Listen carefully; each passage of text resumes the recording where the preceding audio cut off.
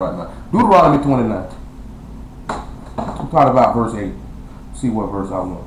Maybe something resonate in y'all brain. Y'all go ahead and be ready because we finna roll. Ain't got no time to waste, and we ain't working with no patience. Sit back, the Lord got something to tell you tonight. Now whether you hearken and listen, that's on you. Deuteronomy 29 is not verse 8 that I want. I want you to look at verse 12. Deuteronomy 29 and 12. He said that thou should enter into covenant with Yah thy God into his oath which Yah thy God make with thee this day, that he may establish thee today for a people unto himself, that he may be unto thee a God as he has said unto thee, as he has sworn unto thy fathers Abraham, Isaac, and Jacob. So y'all don't sit back and realize something. This man saying, if you're going to sit back and you say, I'm going to enter into a covenant with y'all, that means all the things that's in this book, you said you were going to do it. That he would be able to make you a people unto himself, which means he has severed and sanctified you unto himself. So how is you still fooling with sinners and doing sinful things? He say, neither with you only do I make this covenant and this oath, but with him that stand here with us today before Yah God, and also with him that is not here with us this day. Now I'm going to show y'all how that relates to something. You see what he just said? He said, I make this covenant with you and the people who ain't here. Because they going to hear about it.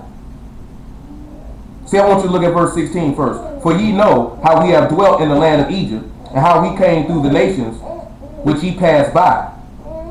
And you have seen their abominations, and their idols, wood and stone, and silver and gold, which were among them. Now every last one of you has seen all the sin and iniquity in this life and in this world, and you still want to fool with it. But I'm going to show you something. John chapter 17 by verse 17. I thank the Lord. I thank the Lord. Maybe one day niggas will stop being stupid.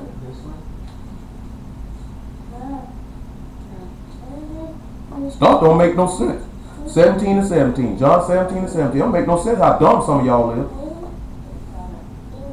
I just sit back and look and be like, this nigga here. He say, sanctify them through thy truth. Thy word is truth.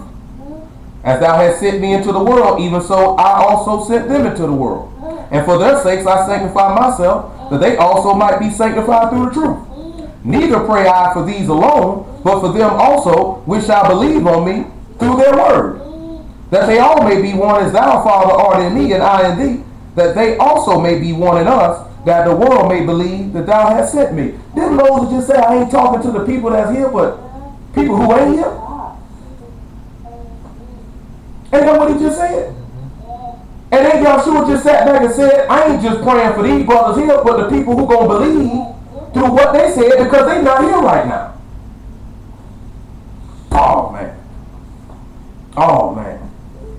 And see, some of y'all turn around and you do this right here, what's in verse 18 of the 29th chapter of the book of Deuteronomy. This is what some of y'all do.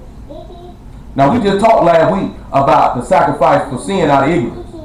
None of you niggas, except for maybe a handful, had no scream of ignorant because you done heard of this man, you've been taught of this man, and you going to hell behind this man. Matter of fact, don't go to Deuteronomy 29 and 18 yet. Isaiah chapter 8, verse 13. I just want you to know, keep doing what you're doing, you're going. I love you enough to tell you that you're going the wrong way. After that, Jeremiah 6 and 16. I love you enough to tell you you're going the wrong way. Some of y'all don't want nobody to tell you go the wrong way. Some of y'all here, they go one ear and right out the other. Isaiah 8 and 13. Sanctify Yah host himself and let him be your fear. Let him be your dread. And he shall be for a sanctuary, but for a stone of stumbling and for a rock of offense to both the houses of Israel, for a gin and for a snare to the inhabitants of Jerusalem, and many among them shall stumble and fall and be broken and be snared and be taken. Now the word done stated it. Some of you niggas gonna go to hell behind this man. Because this man say he'll be a place of refuge for some and a stumbling block for others, a snare and a trap. You done sat down and heard his word and God got you. Y'all hear me? I'm talking about, do y'all hear me though? I ain't talking about if you're listening to me. Do you hear me? This man sat back and said that some of y'all gonna be stumbling, falling, broken, snared, and taken. This being the very thing that was for your salvation is for your destruction. All right, Lizzie, you be all right. Shouldn't have hit your sister. You know what I'm saying? I mean, y'all really got to sit back and really think about that. 1 Peter chapter 2. So if you could just hear it one more time. Just in a different way. 1 Peter 2 and 5. What did she just say? Did you just say a sentence? You say you got my lunch money.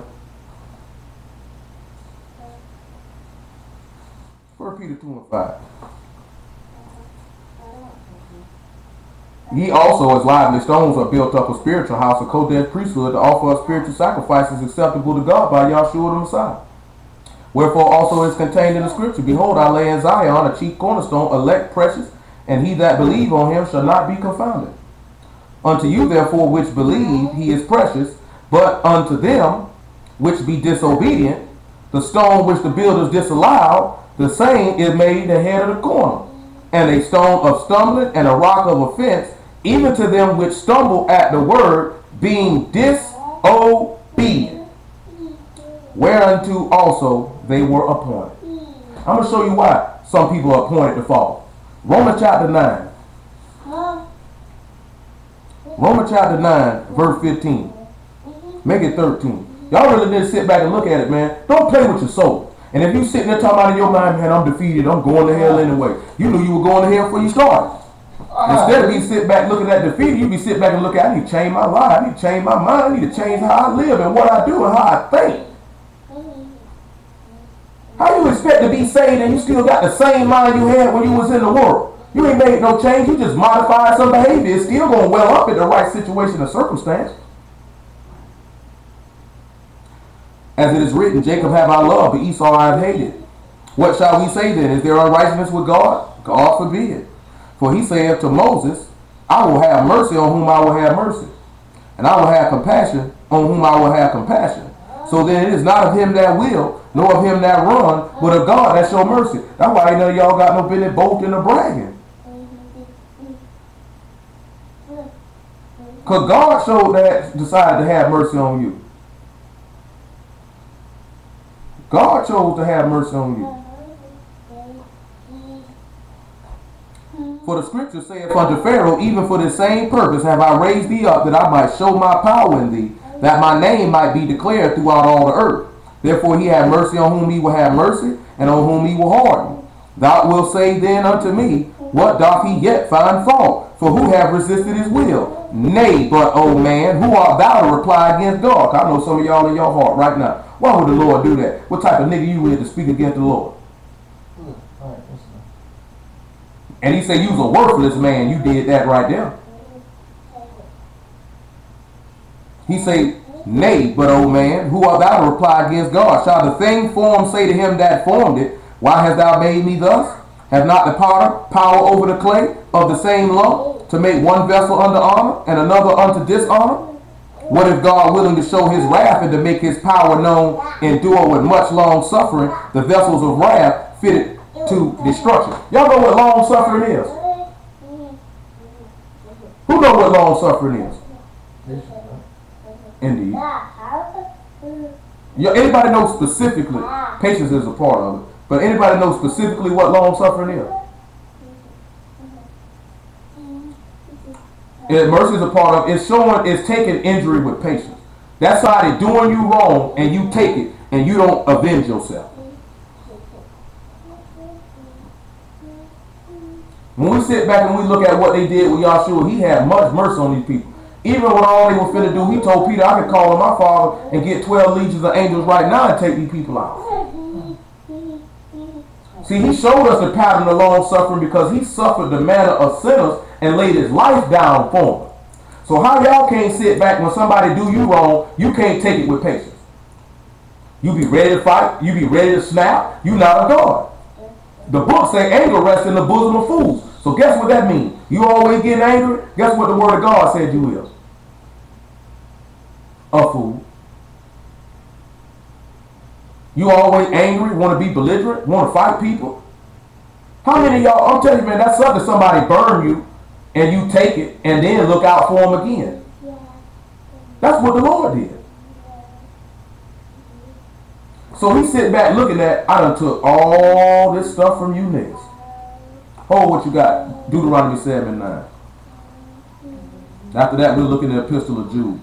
We'll finish this Romans 9 first, then we'll look in Jude. Deuteronomy 7:9. Y'all man of your word. Now we still holding Deuteronomy 29.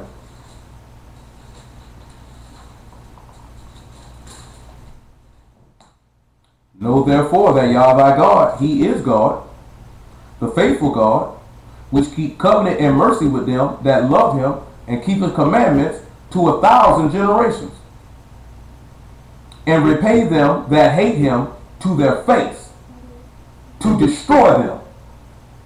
He will not be slack to him that hate him. He will repay him to his face. So that's how you know, boy. Niggas always talking about they gangster. And the Lord is really gangster out here. I'm gonna make sure when I come see you, you gonna know it's me. 'Cause I'm gonna look you right in your face and I'm gonna do it. And ain't gonna be no ifs, ands, buts about it that I did it to you. I heard a nigga today had the nerve and audacity to say that y'all had emotions. Because it said he was a jealous God. Or he would get angry. That's not emotion. See, human beings can get jealous. You could just see somebody you like talking to somebody and you get jealous. It's natural for a man to be jealous over his wife if she lay with another man. That's natural. Why would I be peachy keen with my wife serving another God and I explicitly told you not to do this because I wouldn't give my praise and my glory to another? Why would I be cool with that? Why would I be cool with express defiant behavior from people I made a covenant with and commanded to carry themselves in a particular manner? Why would I? Wouldn't you be angry with that? Some of you niggas got kids and your kids don't do what you tell them to do and you get upset and you say you want to be y'all seed and he tells you to do something and you don't do it. Don't you know you's a class A hypocrite? Now how you gonna get upset with your children not obeying and you a child and you don't obey? Some of y'all don't look at it like that. That don't do it. I know you don't. Come on over here to Romans chapter 9 one more time. We'll get Jude in a moment. And after that, we'll look at Luke 13. I thank the Lord for the word, boy.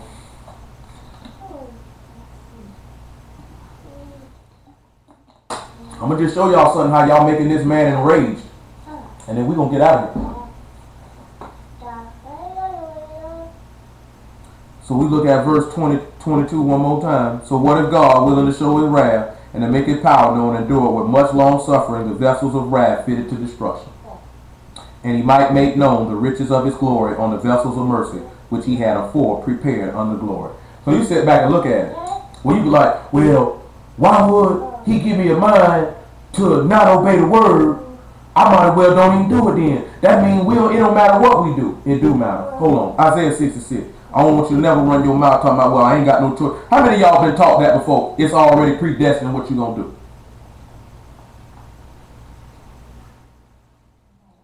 Don't talk about the reason why your path predestined because the man already know your heart you had. So when the word was put up in front of your face, he already knew you were gonna reject it. He didn't give you a heart to reject it. You already didn't have a mind to do it anyway. I'll show you why. Isaiah 66 and 4. Well, 66 and 3. We'll make it 2. Well, let's look at 1. Thus saith Yah, the heaven is my throne and the earth is my footstool. Where is the house that you build unto me? Where is the place of my rest? For all those things have my hand made, and all those things have been, saith Yah. But to this man will I look, even to him that is of a poor and contrite spirit, and tremble at my word. We sit back and look at, that's Yahshua, a humble man with a humble spirit. We know he trembled at, when did Yahshua tremble at his word?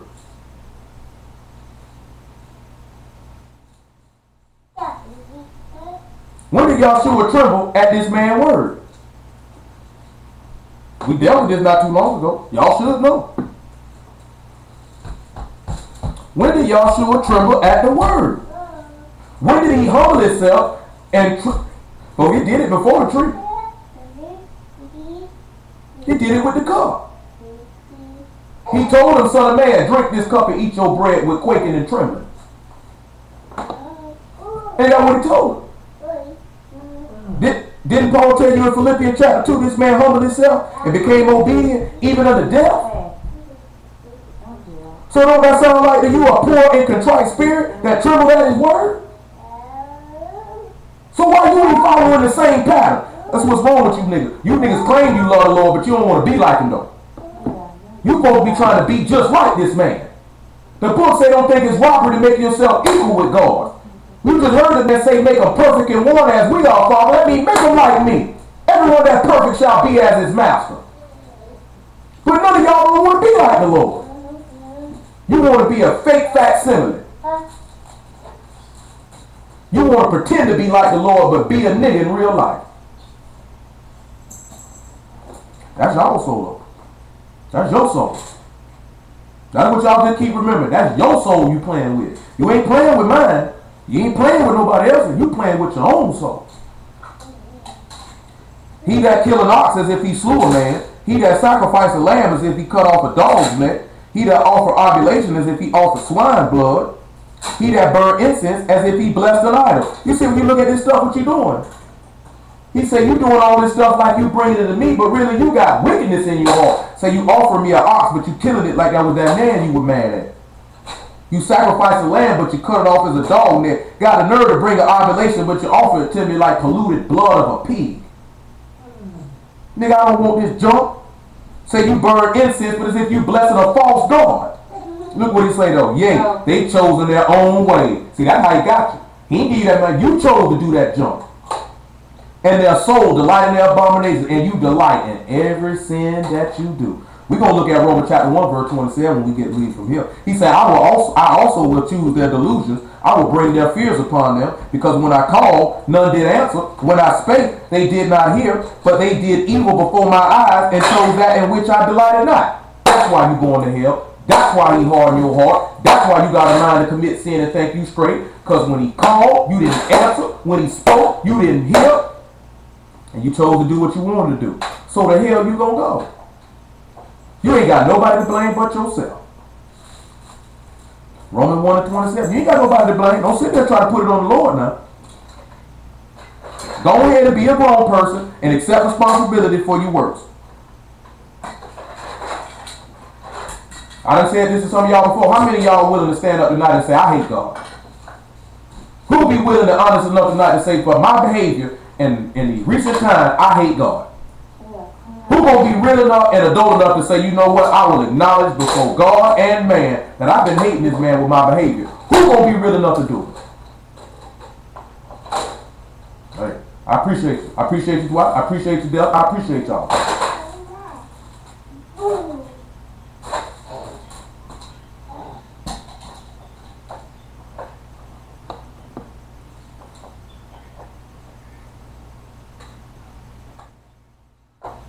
I appreciate that, Chelsea. I appreciate all y'all that being honest. That's you, Sean. I appreciate y'all honesty. Hold on before we read this Romans 1 and 27. I want y'all to read James chapter 5, verse 16.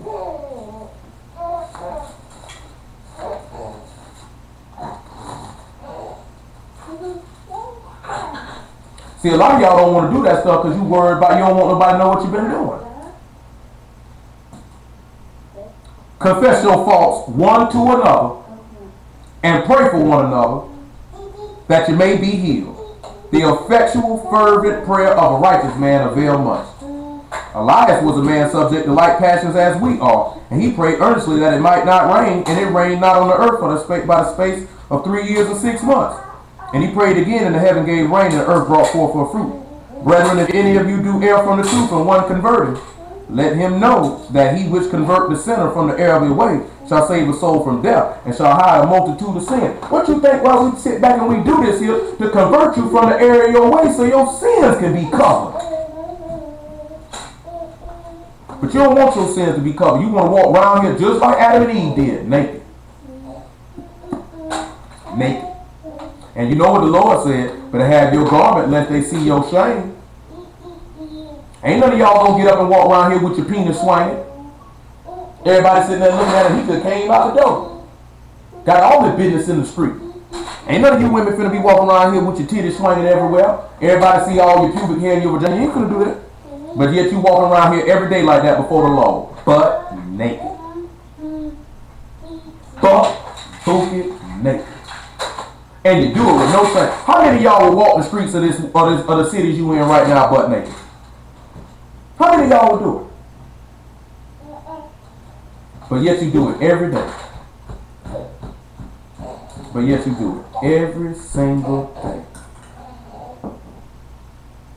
So if you had that same thing, well, I'll be humble myself to put on clothes to cover up my nakedness, why you can't humble yourself enough to put on the Ruach HaKodesh, to put on the word so your sin can be covered?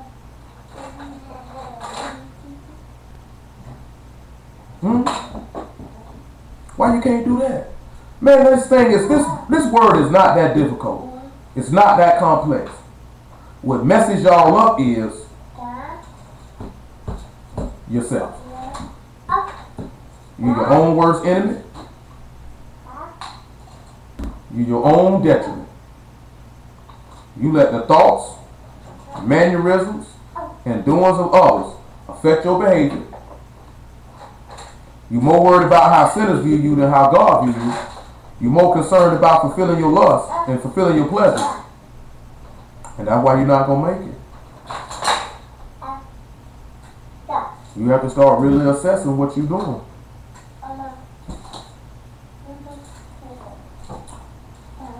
Come on back to Romans chapter 1, verse 27. Look, I tell you this because we love you. If I ain't love you, I just sit back and don't say nothing. I'm like, look at these stupid niggas going to hell.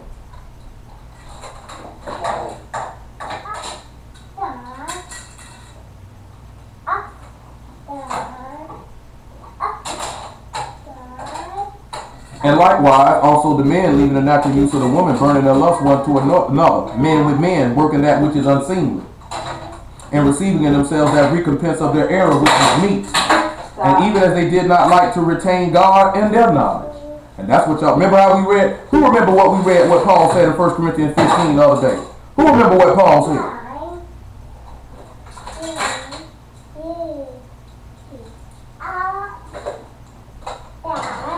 Remember what he said? Be not deceived. Evil communications corrupt good manners. He says, some have not the knowledge of God. I speak this to your shame. So don't you know it's a shameful thing for you not to keep this man's word in your mind? That's why it's easy for y'all to go commit sin like you do. Because you're not retaining this man's knowledge in your mind. We done already told you, take more earnest heed to the things you heard, lest they slip. That better let that stuff come up out your mind. Let's see why. Even as they did not like to retain God in their knowledge, God gave them over to a reprobate mind, make you worthless, to do those things which are not convenient, being filled with all unrighteousness, fornication, wickedness, covetousness, maliciousness, full of envy, murder, debate, deceit, malignity, whisperers, backbiters, haters of God, despiteful, proud, boasters, inventors of evil things, disobedient to parents, without understanding, covenant breakers, without natural affection, implacable, unmerciful, who know the judgment of God.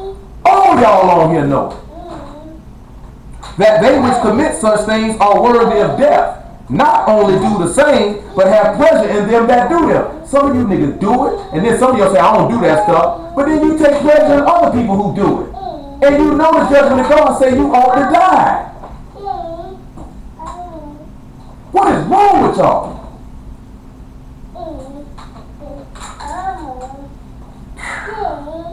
I don't get it, man. I don't get it. Jude, the pistol of Jude. It ain't but one shot. After that, we go back to Deuteronomy 29.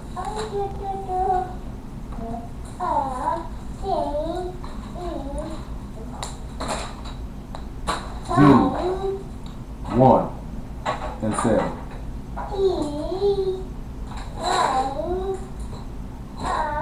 Matter of fact, make it verse 3. Beloved, when I gave all diligence to write unto you of the common salvation, it was needful for me to write unto you and to exhort you that you should earnestly contend for the faith which was once delivered unto the saints. That's what some of y'all problem is. You won't contend for the word. You won't stand up for it. This ain't even got really nothing to do with arguing doctrine. You won't stand up for the word. You won't do it. When I say you won't stand up for the word, when a situation and circumstance arise not to commit sin, you won't stand and say, that's my faith. Another thing too for you women. When people ask y'all certain questions, all you need to say is, that's my faith. Why you got your head wrapped? That's my faith. Why you don't do? That's my faith. That's all you need to say. No extra. Don't try to explain nothing to them. That's my faith. That's all you need to say. Some of y'all just be scared of trying to explain stuff and this, that. That's all you got to say. Another thing y'all need to, y'all can't be walking around here icy and mean to people. The Lord didn't operate like that. It don't matter, man. You got to deal with sinners, but you still got to be cordial with these people. And y'all supposed to be cordial with one another. I mentioned this other day. This is not an individual thing. That's what's wrong with y'all. That's how I know you're not in God's body, because you think like an individual. Can't be a part of his body. You think in singular. You think about, the only time you need to be thinking about you is when it comes to saving your soul. If stuff pop in your mind to how it benefit or profit you first, something wrong with you. If you don't sit back and think about the collective group first, something wrong with you. Man, say he gave us one heart and one way, one body. They showed you that in Acts chapter 2. Say the people sat back and looked at that they had all things in common. No man said anything was his own.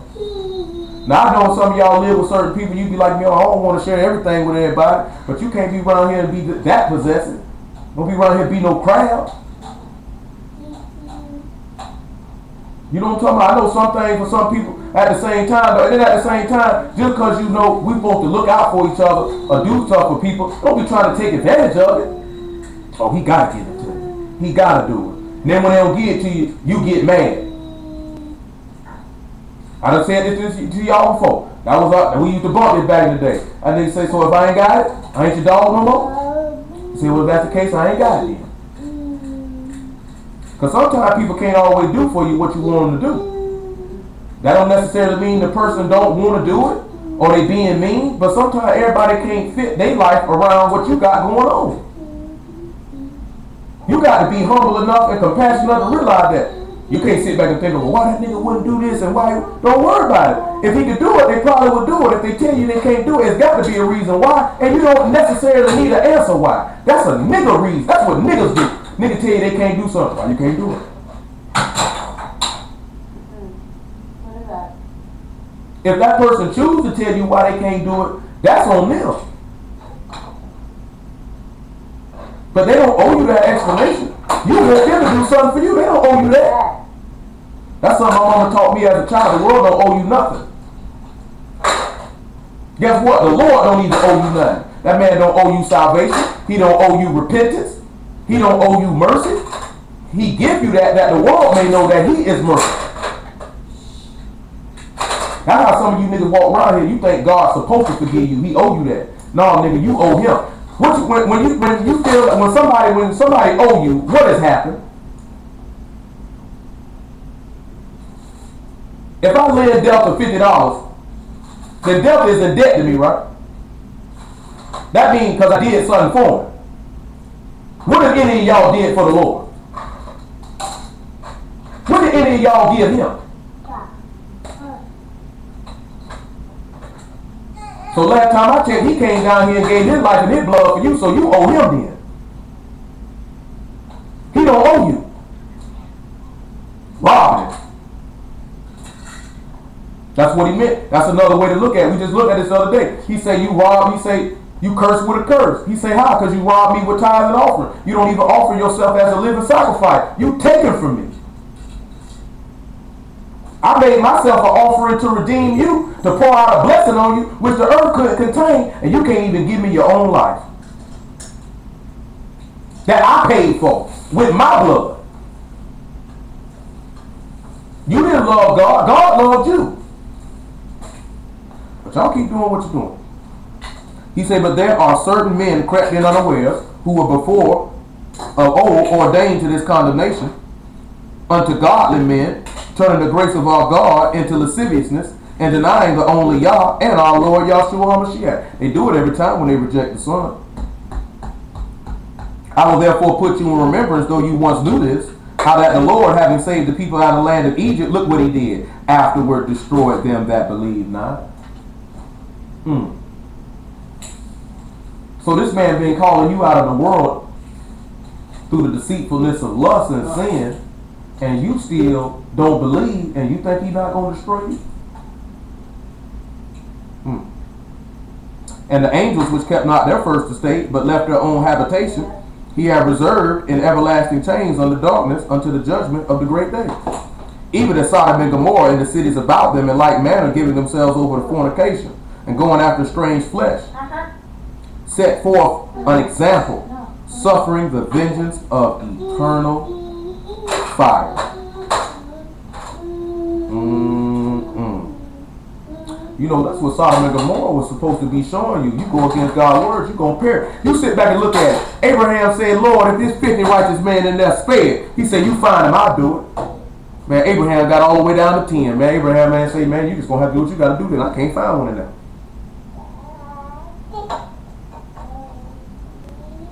This man said, this man started at 50. He said, Abraham, just find me 10, I'll spare it. Abraham said, I can't even find that.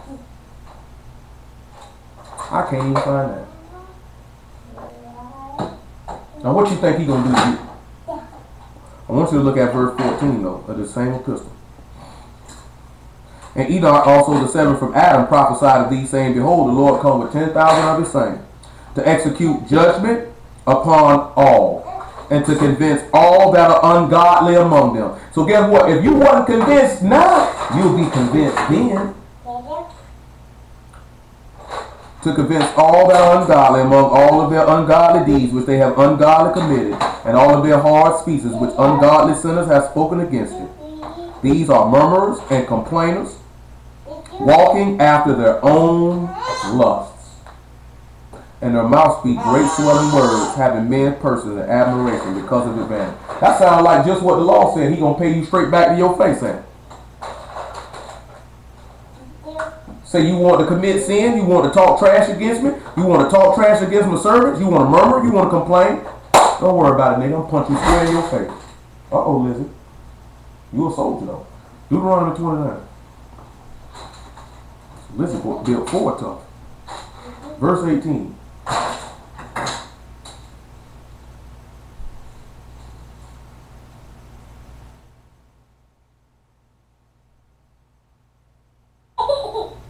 Lest there should be among you man or woman or family or tribe whose heart turn away this day from Yahweh God to go and serve the gods of these nations.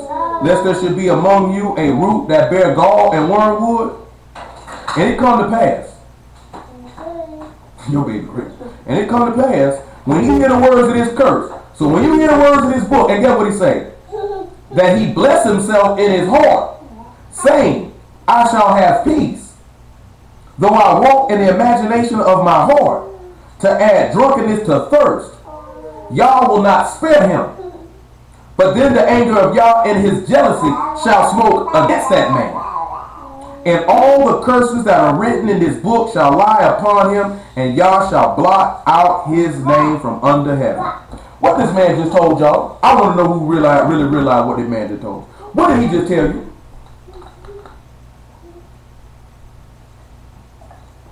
What did the Lord just tell you?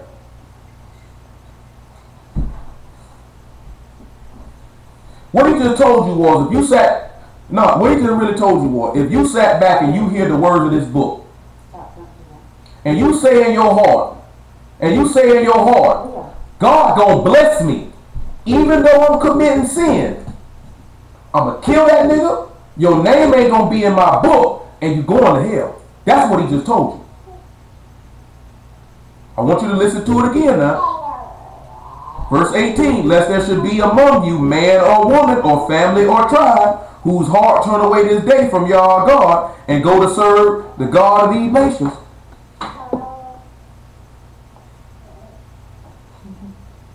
Lest there should be among you a root that bear gall and wormwood, and it come to pass that when he hear the words of this curse, so when you heard the words of this book, that he bless himself in his heart, and you said in your own heart, saying, I shall have peace, though I walk in the imagination of my heart. That means you saying God gonna give you peace, but you doing what you want to do.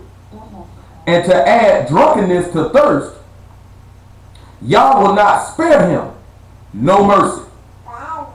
But then the anger of Yah and his jealousy shall smoke against that man, and all the curses that are written in this book shall lie upon him.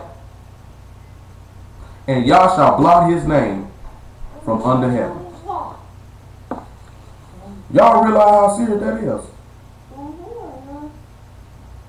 Y'all realize how serious that is?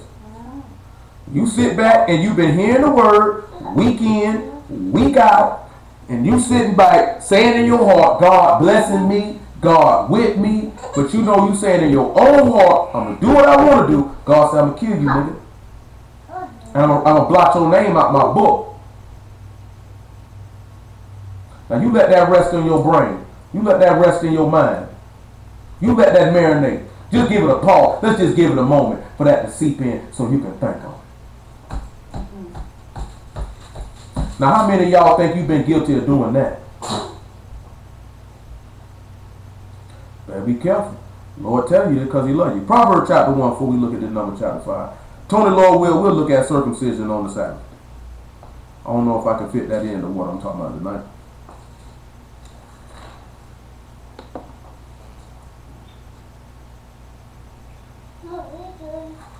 Well, I appreciate your honesty. I appreciate your honesty. I know some of y'all can be honest and others. Some of y'all don't like to be honest. Proverbs 1 and 10. My son, if sinners entice thee, consent thou not. If sinners entice thee, consent thou not.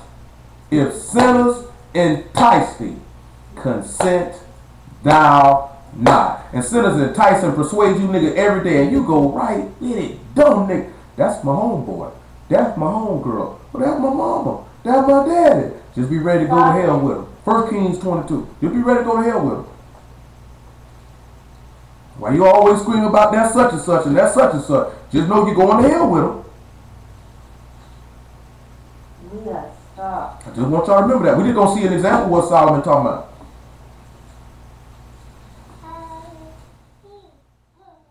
We can't even look at Judas, because Judas went and sought them out.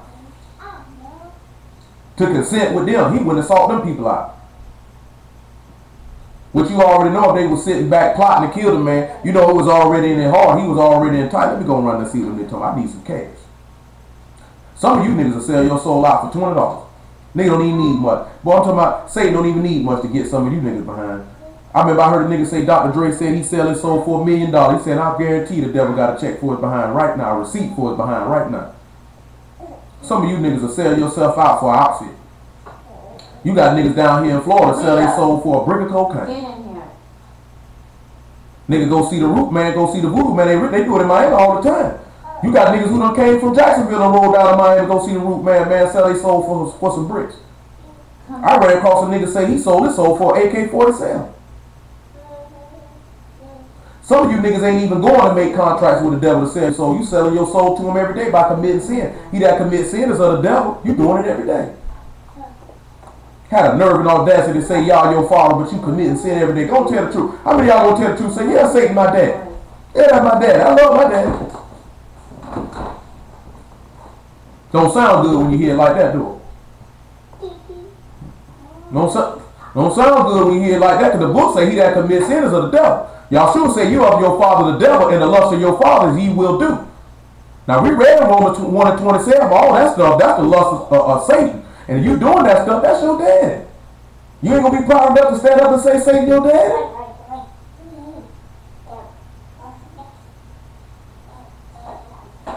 You be around here talking about, I'm just like my daddy. Say when he lusted, I'm just like my daddy. When he stole, I'm just like my daddy. When I lied, I'm just like my daddy. When I was stubborn, I'm just like my daddy. When I was rebellious, I'm just like my daddy. I want y'all to sit there and look at you, because that's who you like. You like Satan, that's your daddy. But you ain't going to have too many people stand up unless they open Satanists and say, yeah, Satan my daddy. But some of y'all serve Satan every day. The man say if you're going to name your name after the name of the Messiah, if you're going to say you're a Jew, you're going to put the name Israel on you. I ain't talking about putting Israel in your actual name. Don't be an idiot. But sit here and say you under the banner of Israel, under the banner of Yahshua, that man say depart from iniquity. Depart. You niggas sin with no conscience. What is she doing? Leave that alone. Let's not for play. Verse 1 of 1 Kings 22. I guess it's about that time, ain't it? Yeah, she's a wild one. And they continued 3 years without war between Syria and Israel.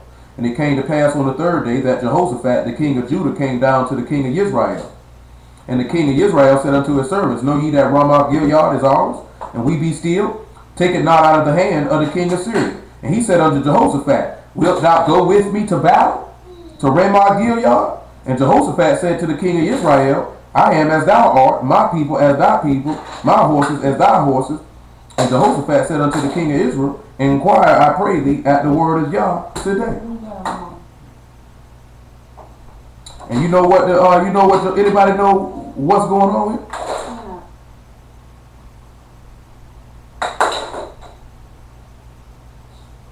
Well, let's look at verse 6 and let's keep going. Then the king of Israel gathered the prophets together, about 400 men, and said unto them, shall I go against Ramoth Gilead to battle, or should I forbear? And they said, go up, for the Lord shall deliver it into thy hand of the king. And Jehoshaphat said, is there not here a prophet of Yah besides these? Besides that, we might inquire of him. And the king of Israel said unto Jehoshaphat, there is yet one man, Micaiah the son of Imlah, by whom we may inquire, but I hate him. For he doth not prophesy good concerning me, but evil. And Jehoshaphat said, let not the king say so. You know what that go to? That 1 Thessalonians 4 and 8. If any man despise, they despise not man, but God, because he's given unto us his Ruach HaKodesh. So when you sit back and you look at the king of Israel, had a problem with Micaiah, why did he have a problem with him? Because he told him the truth. You wicked, sinful bastard. That's why some of y'all be sitting back, I can't stand that chip tooth nigga, because I'll look in their face and tell you the truth. And guess what? And Langston and Pell can tell you, I've been like that since legit. I remember one time we were hanging out in the apartment, my homeboy said, yeah, Junior, say I played for the Kansas City Chiefs. Without even thinking, nigga, you lying.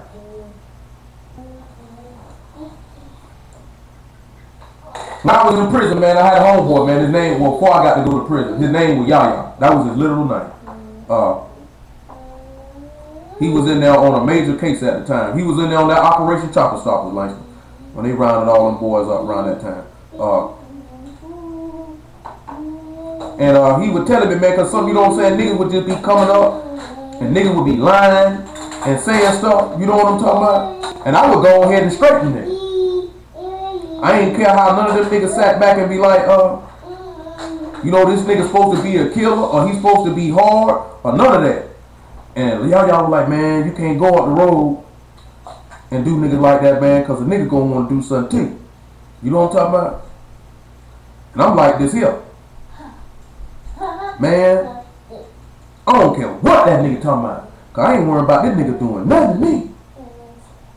You know what I'm talking about? The real talk, I'm going to tell this nigga the straight up and down truth. I don't care what this nigga talking about.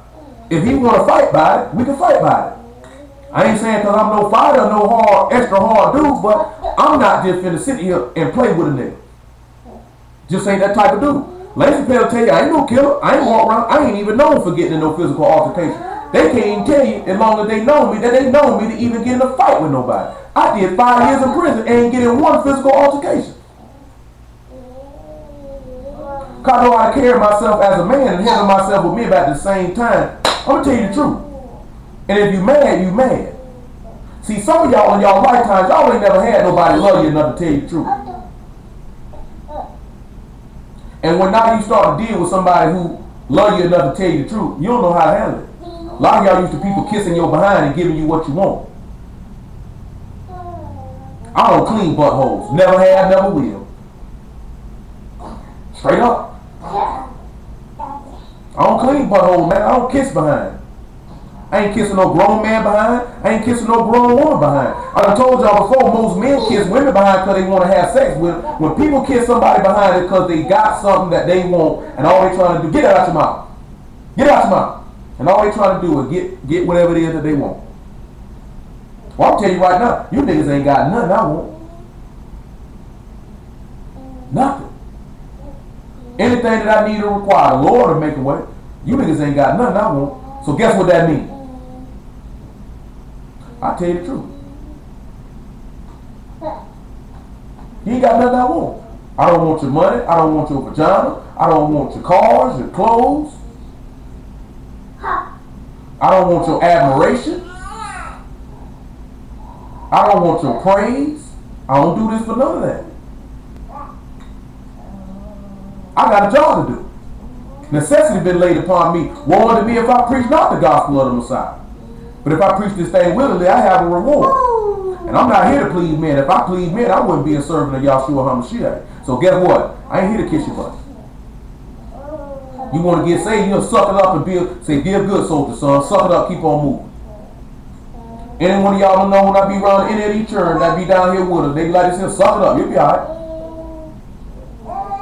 Especially any of the boys, suck it up, you a soldier. I ain't do Leah like that sometimes. Suck it up, you a soldier. But she a little tough little baby. Sometimes Leah go to crying when her feelings get hurt when she knows she dead wrong and she thinks she can try to get some sympathy and she gets some tears. Nigga ain't going for that. You just go ahead and cry. You know what I'm saying? I'm one of them niggas, boy, you go to acting a fool, I send you to bed with sleep for dinner. I wouldn't care how small you are. And don't wake up in the middle of the night talking, I'm hungry. Should have ate the first time. Because you're going to learn. I don't reinforce negative behavior. That's what's wrong with a lot of y'all. People been reinforcing negative behavior with y'all your whole life.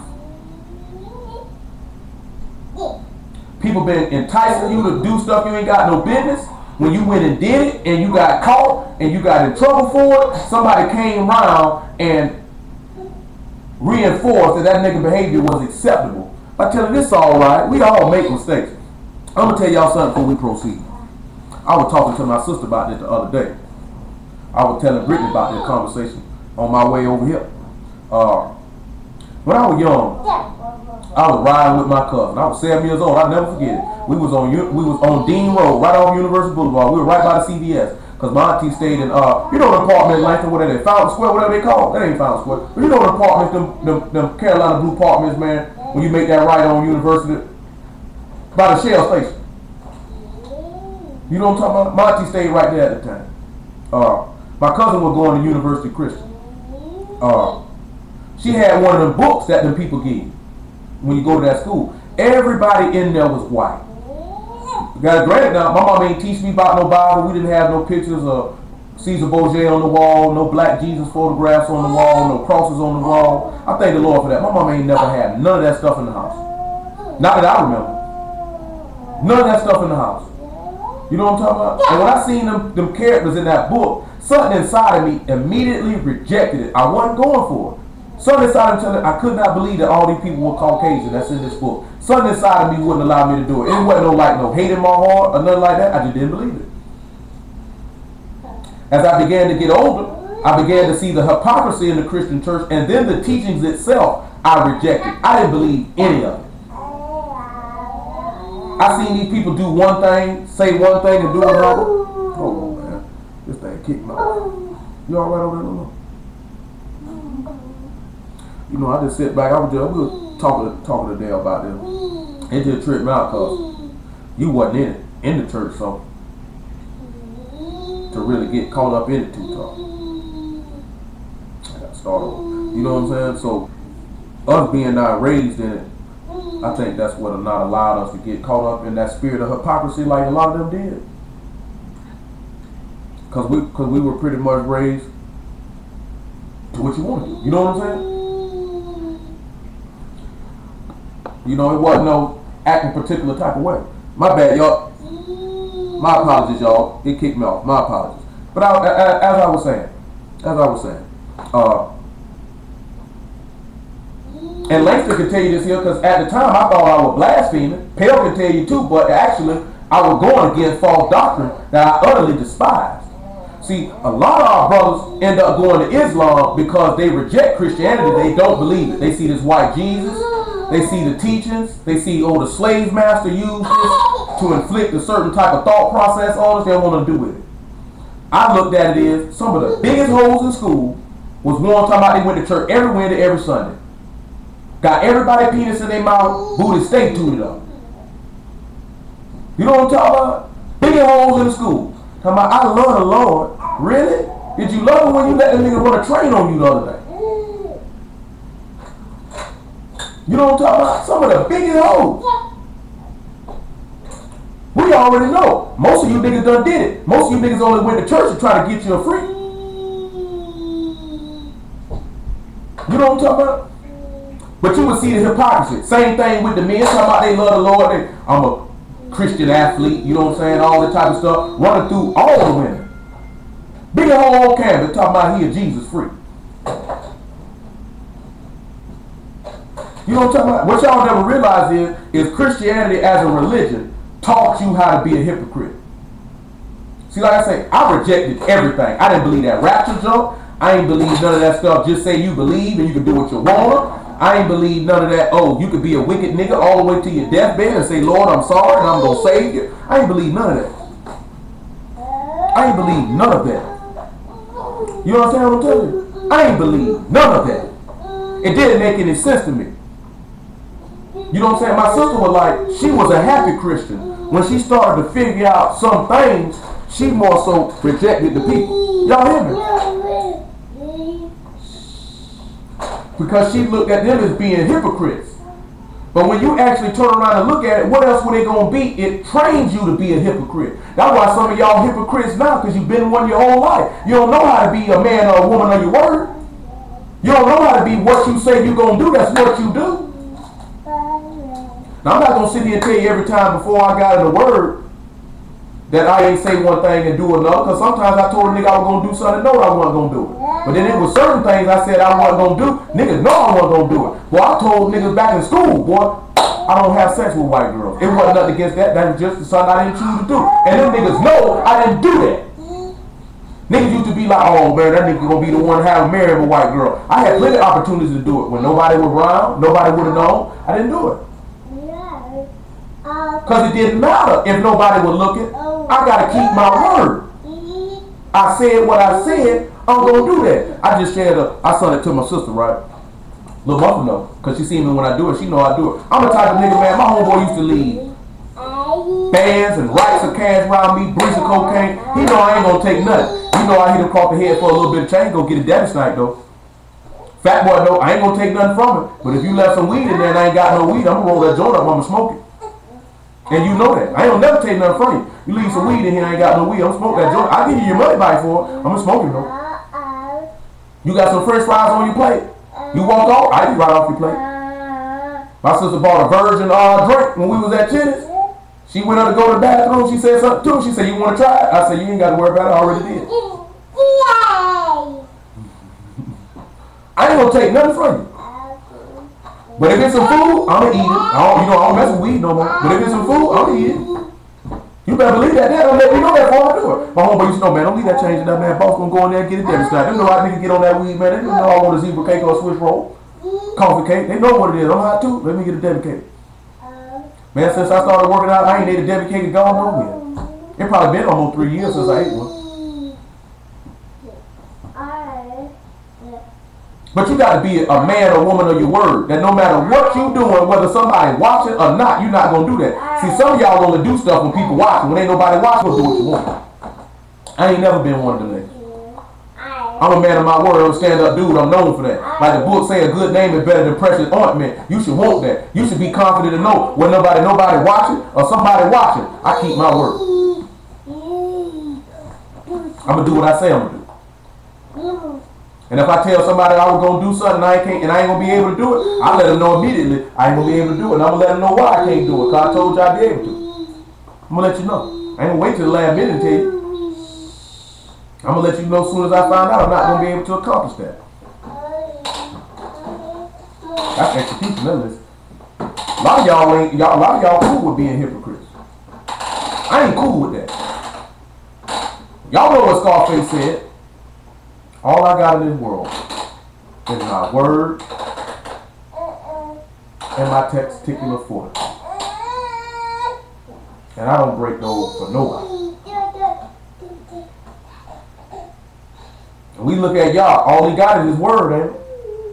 And he ain't breaking that for nobody. But let's finish this here in 1 Kings 22. I didn't want y'all to sit back and look at it. That's why a lot of y'all hypocrite though, because you've been in the Christian church, you've been hypocrite all your life. And you know the part that killed me is, some of y'all deal with street people or be around street people, and you quit the scheme, man. That nigga ain't real, but you say you serve the Lord, and nigga, you ain't real. Y'all know what Lil Boosie used to say. Some of y'all used to ride around and play that song all the time.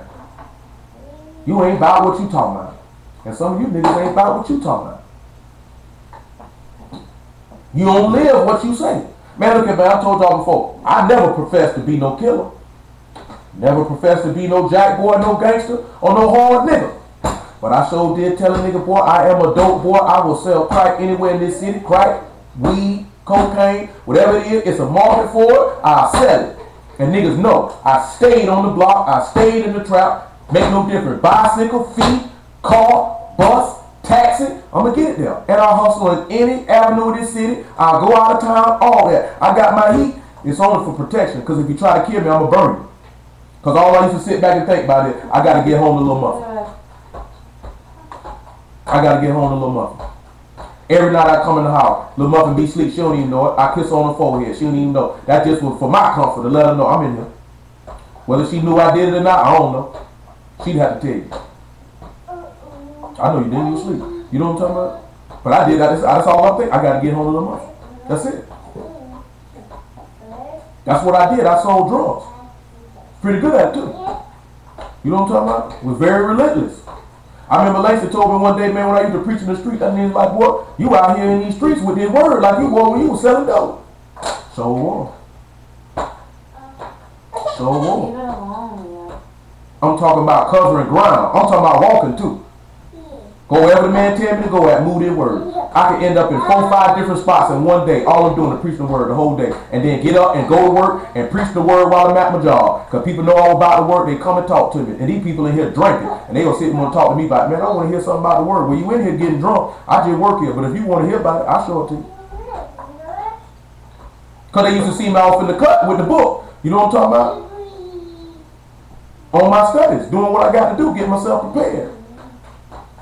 People sit back and see, man, all this heathen activity in here, you in here reading the word. I say, man, I just work here. I'm just waiting for y'all to get y'all drunk butts out of here. So I can clean this place up and be on my way. This thing, man, this is all I got right here, man. I ain't got nothing else. I ain't got the Lord, what I got? If we ain't got the Lord, what we got?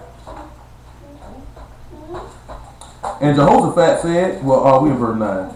Then the king of Israel called the officer and said, hasten hither Micaiah, the son of Imlah. And we sit back and realize we're not going to read all that. Come over here to 2 Kings chapter 3. But the gist of it was, a sinner can entice Jehoshaphat to go do something with it. And Jehoshaphat didn't go. Because the sinner enticed him because we did not have one single solitary righteous king in the kingdom of Israel.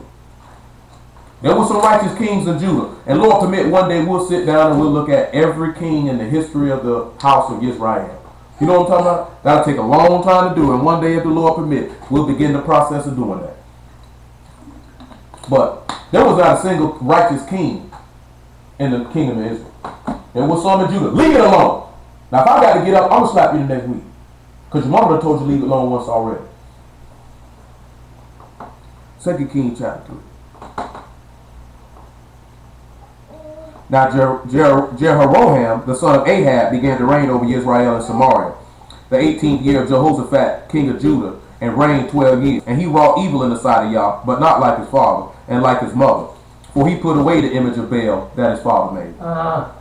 Nevertheless, he cleaved unto the sins of Jeroboam, the son of Nebat, which made Israel to sin, and he departed not therefrom. And Mesha, king of Moab, was a sheep master, and rendered unto the king of Israel 100,000 lambs, and 100,000 rams, with the wool. But it came to pass when Ahab was dead, that the king of Moab rebelled against the king of Israel. And King Jehoram went out of Samaria at the same time, and numbered all Israel. And he went and sent to Jehoshaphat, the king of Judah, saying, the king of Moab hath rebelled against me. Wilt thou go with me against Moab to battle? He said, I will go up. I am as thou art, my people as thy people, and my horses as thy horse. You see, Jehoshaphat done messed up twice and consented with a son. Let's see what the Lord said here, though. And he said, which way shall we go? And he answered, the way through the wilderness of Edom. The king of Israel went, the king of Judah, and the king of Edom, and they fetched a compass 7 days' journey. There was no water for the host, and for the cattle that followed them. And the king of Israel said, alas, Yah have called these three kings together to deliver them into the hand of Moab. But Jehoshaphat said, is there not here a prophet of Yah, that we may inquire of Yah by him? And one of the kings of Israel's servants answered and said, here is Elisha, the son of Shaphat, which poured water on the hands of Elijah. Jehoshaphat said, the word of Yah is with him. So the king of Israel and Jehoshaphat and the king of Edom went down to him. And Elisha said unto the king of Israel, what have I to do with thee? Get thee to the prophets of thy father, and to the prophets of thy mother. And the king of Israel said unto him, nay, for Yah have called these three kings together to deliver them into the hand of Moab. Elisha said, as Yah of hosts live before whom I stand, surely were it not that I regarded the presence of Jehoshaphat, king of Judah, I would not look towards thee, nor see thee. Woo! Now what y'all take of that right there? You sit back and look at it. Some of y'all, when it come down to this word, the Lord might just spare some of y'all just because I hired this man to do this job. And if it wasn't for him, I'd cut you niggas off. Because remember he said a prayer of a righteous man avail much. I mean, I might sit back and spare you on account of this man praying on your behalf. Because if it wasn't for him, I wouldn't even see you, nor regard you. This is what he just told this man. He just told him, it's Jehoshaphat who is right. He said, man, get back to them sinners you've been listening to. Because you choose your own ways, you delight in your abominations. Go hang with them. What you coming to holler at me for? He said, no, they going to kill me. He said, you better be glad that Jehoshaphat with you, because I wouldn't look toward you nor see you. Because we know he said, that's what it is. Y'all eyes too pure to behold evil. Y'all don't sit back and realize that man, this man might have mercy on you because of somebody else who with you. I sit back and look at it. I don't know why the man chose to have mercy on me. I just appreciate it. I ain't neglected nor taken for granted. You know what I'm talking about? Because it wasn't nothing I did. I know what I was. An idolater, a fornicator, a liar, a drug dealer, blasphemous, you know what I'm talking about? So I'm going to say hateful because I hated the police.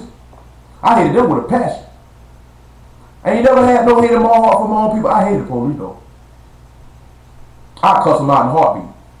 I'm talking about even my daddy not really doing nothing for me. I never had no hate in my heart for this man ever. I wasn't never people, why my daddy wasn't here? I hate him. It never came to my mind. I ain't had no hate for him. All I look at is his loss. Then once I got grown, what's the sense of walking around here mad for? I'm grown now. What's the point?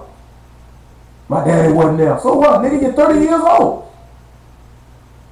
It's over. Nigga wasn't wasn't there. Suck it up, nigga.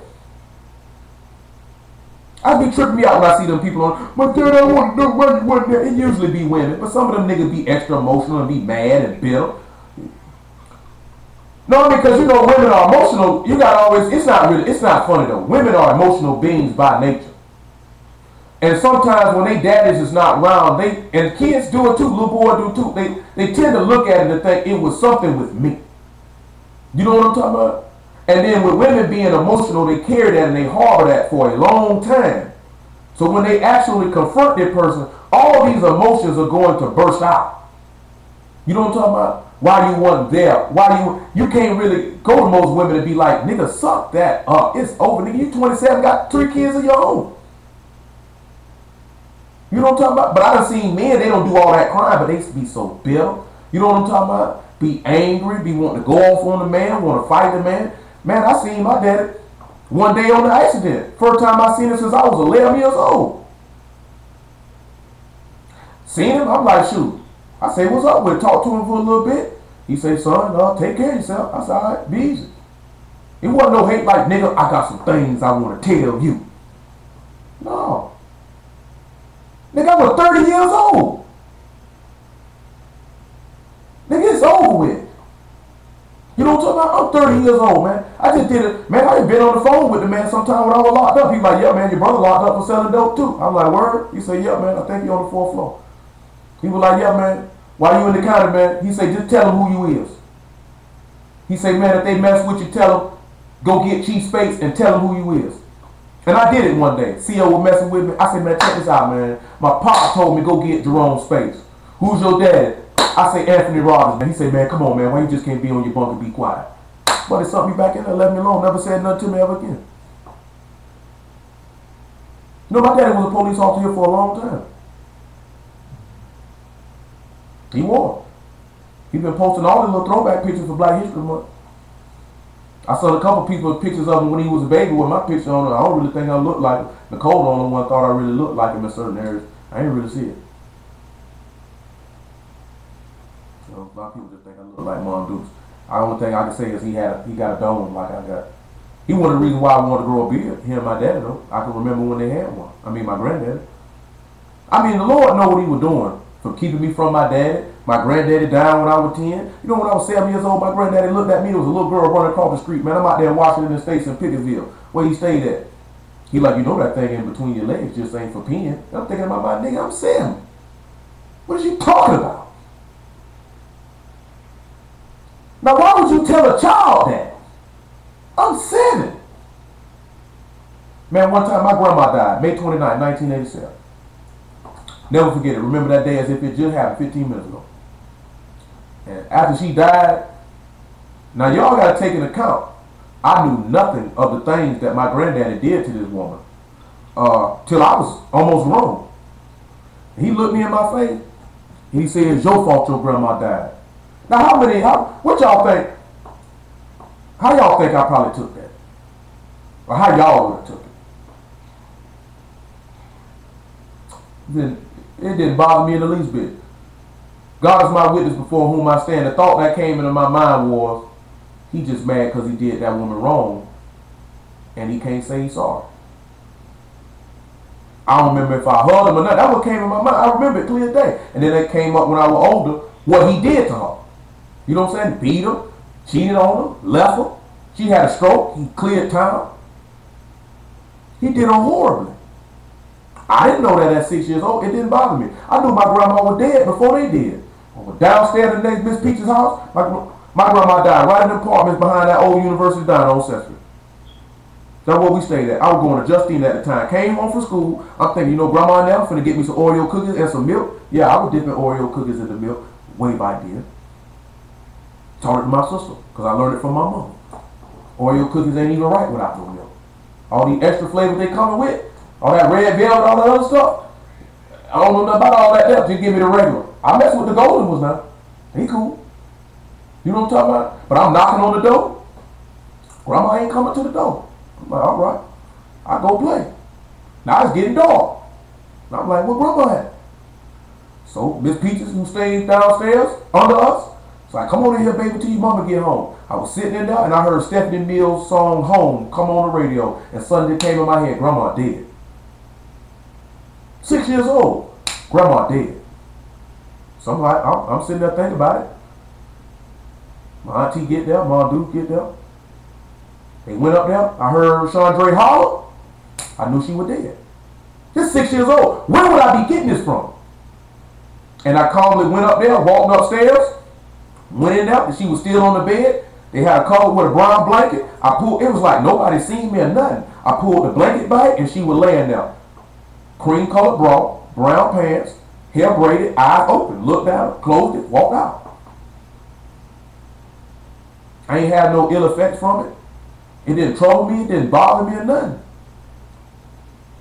It's only 2 deaths that affected me. My granddaddy and my auntie. When my auntie died, that was real serious for me right now. You know what I'm talking about? That was real serious for me right now. That was my nigga. Real talk. You know what I'm saying? That was one of the few people on this earth I know. She gonna ride for me no matter what. You know what I'm talking about? Always had my best interest out. See, a lot of people don't have people who really care about them. A lot of y'all ain't had people who really care about you. That's why you do the stuff that you do. That's why you don't really love and care for yourself. You know what I'm talking about? When my sister was born, it came in my mind immediately. She had to know, if ain't nobody else loved and care about her, she know her brother did. That wasn't to say that nobody else wouldn't. But I always had in my mind, if she didn't think nobody else did, she would know her brother did. Did I do a decent job on it? Alrighty then, I appreciate it. I had 2 thumbs up. I appreciate that. That made me feel even better about myself. I had to make sure that she knew that. Cause I looked at it as, that's my mama's daughter. You know what I'm saying? My daddy got a kid, I don't know. I'm like, this is my mama's daughter. I'm going to ride for her. I sit back, I look at each and every one of y'all that's members of the congregation. I'm going to ride for you. Whatever I can do for you, I'm going to do it. I try to let y'all know to the best ability. I love y'all. I care for y'all. Some of y'all think you ain't got no, you niggas should know by now. Any one of y'all, if y'all were dealing with anything, you could call me and I'm going to talk to you about it. I'm going to tell you the truth. I'm going to tell you what you want to hear. And we're going to go with it because I love you. I care about you. That you would be able to know if you ain't know anybody else's life didn't love or care about you. At least you know I did.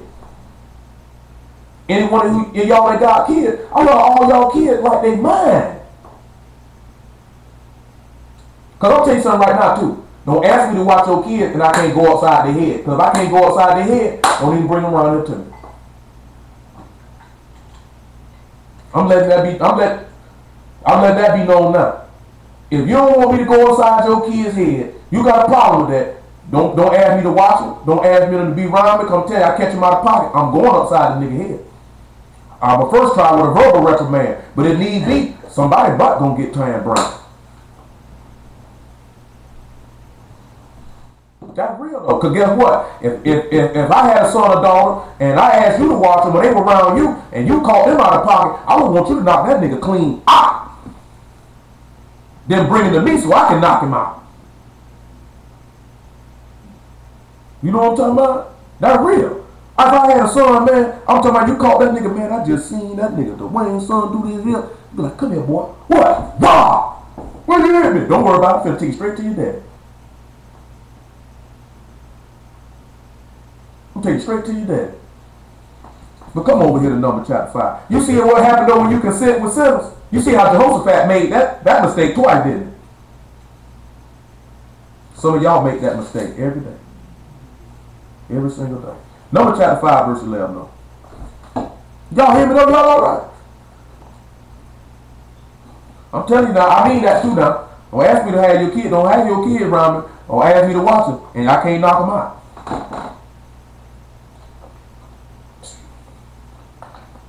It's just like this here. Like y'all ain't see it. Leah was messing with that cord on the vacuum cleaner. She just heard the time of my voice when it looking crazy, didn't it? Cause I don't usually have to say nothing to her, but she know when I ain't playing, and she know the next step was I would have told y'all to hold on, and I'd have knocked out. Only reason why she got space because we doing through this book. Cause boy, if we wasn't, I had knocked that nigga out because she hadn't told about 2-3 times, and she just skinning and grinning like it's funny games. You know what I'm talking about? Sometimes you gotta knock them out. But guess what though? See, that's what I try to do. That's what I prefer. Like when I said that there, just the look on her face, she know that nigga gonna kill me. So would her. You know what I'm talking about? She just sat there. If y'all would have seen the look on my niece's face, she was like this here. Oh man. Anytime I lift my voice up to her, she go crying on me.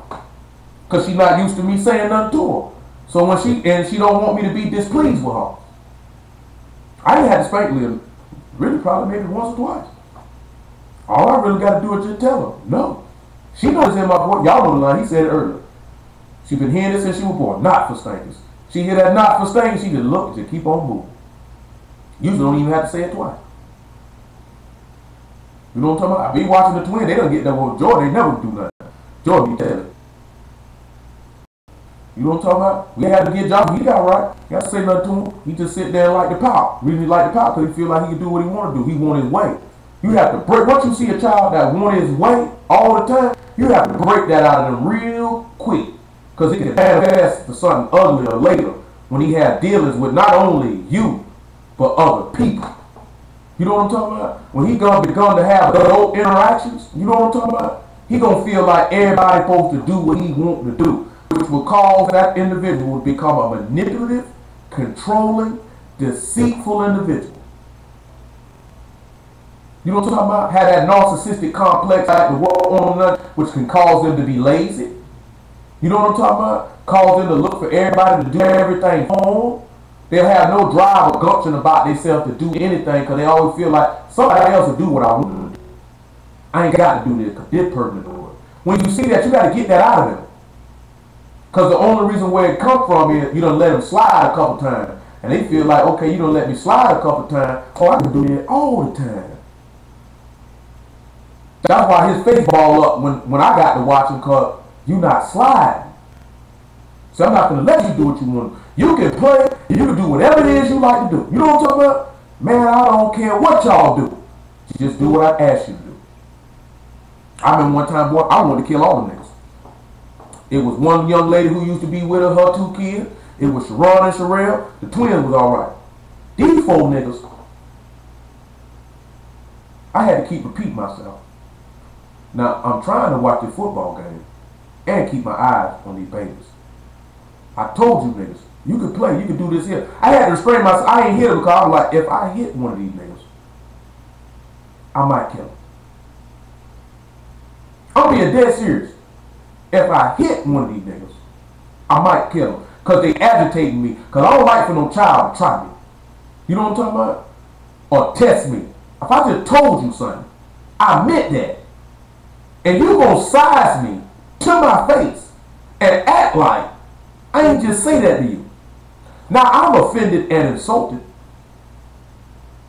And I really don't want to pull no belt off because these niggas older. At least with that lady dog and her son and Sharon, I want to put hands on you. You know what I'm talking about? Screw a belt. I'm putting these hands on you. Just walk up, come here, son. Wow, okay, your whole chest in. You know what I'm talking about? I said, you know what? I might not know my own strength. They agitate me right now. And if I hit this nigga, I might break his chest clavicle and I might kill him. You know what I'm talking about? They asking me, can we go outside? They go outside, stinking nigga come back in there 2 minutes later. And I wasn't talking about Sharon either, Brittany. He did a couple times. He was in there catching an attitude like a woman. I want to punch the nigga for acting feminine. Catching an attitude, hands on the hip, balled up. I said, nigga, woo, let me turn my back on you before I hurt you. Because he thought it was a game. Because he thought it was a game because I told you something you can't, and you going to pout like I care? Nigga, I don't care. That's how some of y'all do the Lord. When certain stuff you want or you be seeking after and he don't let you get it, you niggas sit there and pout just like that. Man, I really wanted that. Why the Lord won't let me get it? Because you can't have it, nigga. And y'all be like, Lord, why I can't have it? Because I said so, nigga. How many of y'all people done told you that? Go to bed. Why I gotta go to bed? Because I said so. How many of y'all was that kid that always asked your parent why you couldn't do something? I'd have been knocked all those teeth out your mouth. I know my mama ain't even play that joke.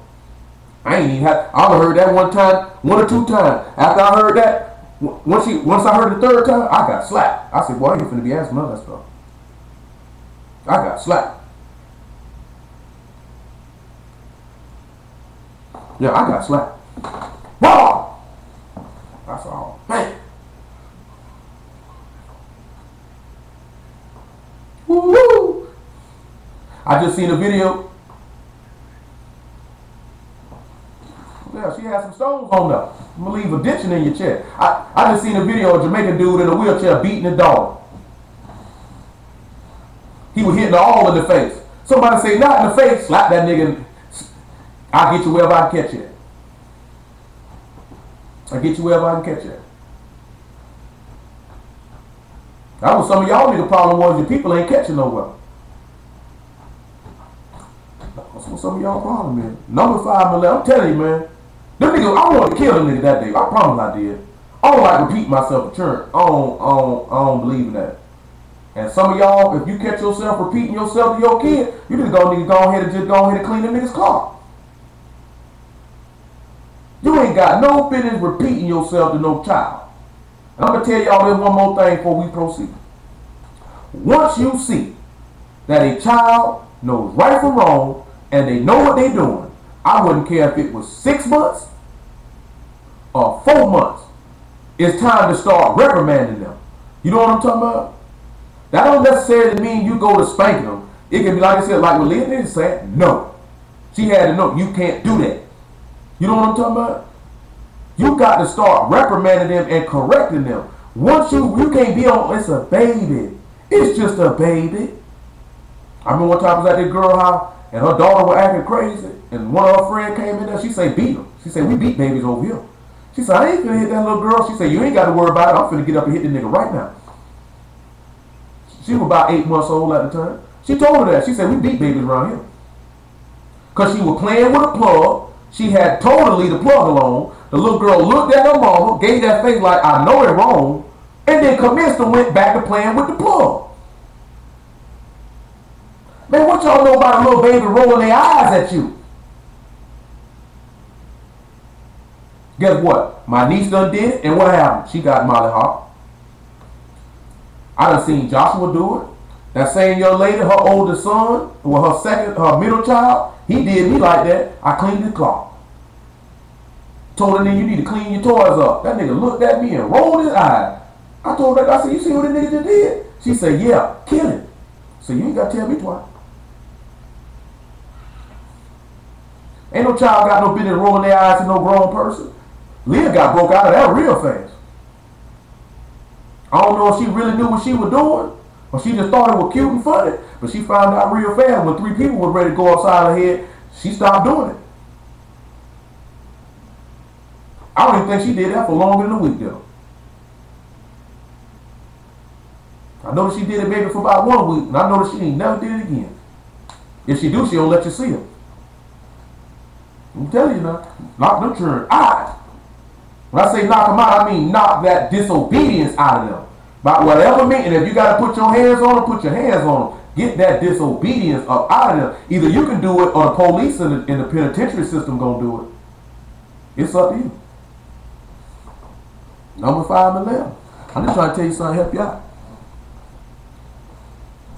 And y'all speak unto Moses, saying, speak unto the children of Israel, and say unto them, if any man's wife go aside and commit a trespass against him, and a man lay with her carnally, and it be hid from the eyes of her husband, and be kept close, and she be defiled, and there be no witness against her, neither she be taken with the manner, and the spirit of jealousy come upon him, and he be jealous of his wife, and be kept close,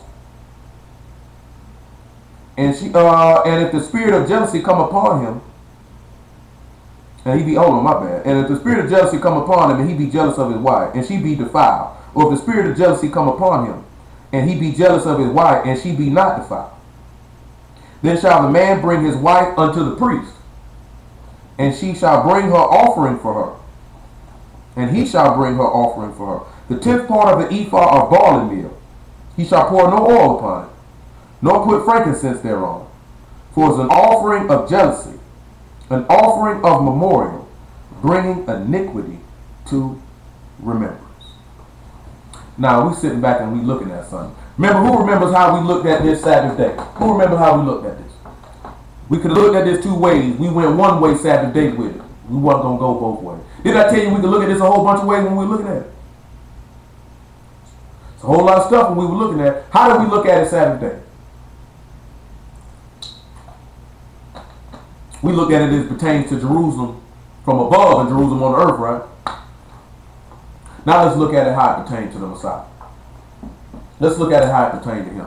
It said, if a man be wife laid with another man, and it be hid from his eyes, and she keep it close, and there's nobody to witness against her, and it come upon him, and she be defiled or she be not defiled, and then bring that woman to the priest.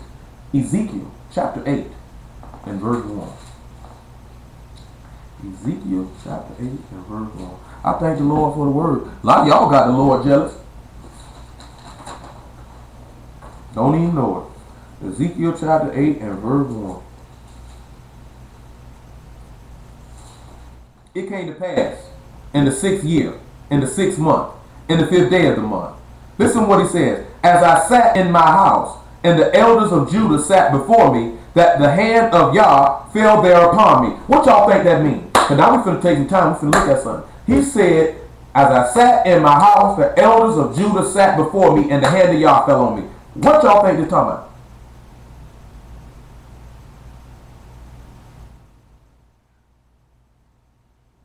There you go. There you go. But let's hold on. I want you to look at it in that verse.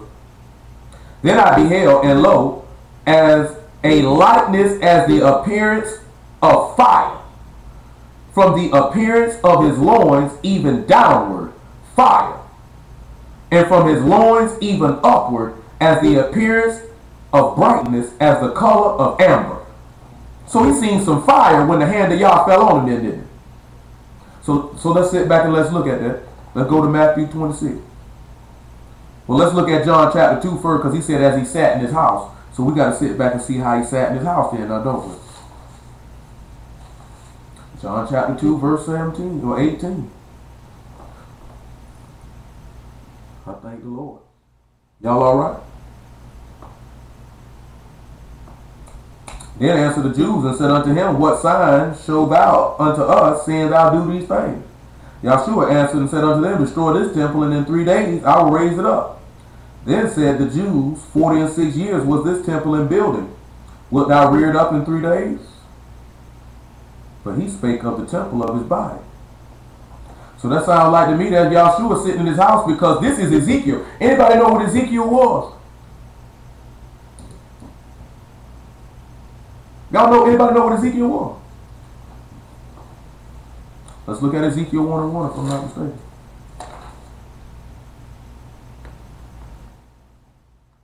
Ezekiel 1:1, so y'all can see what Ezekiel was.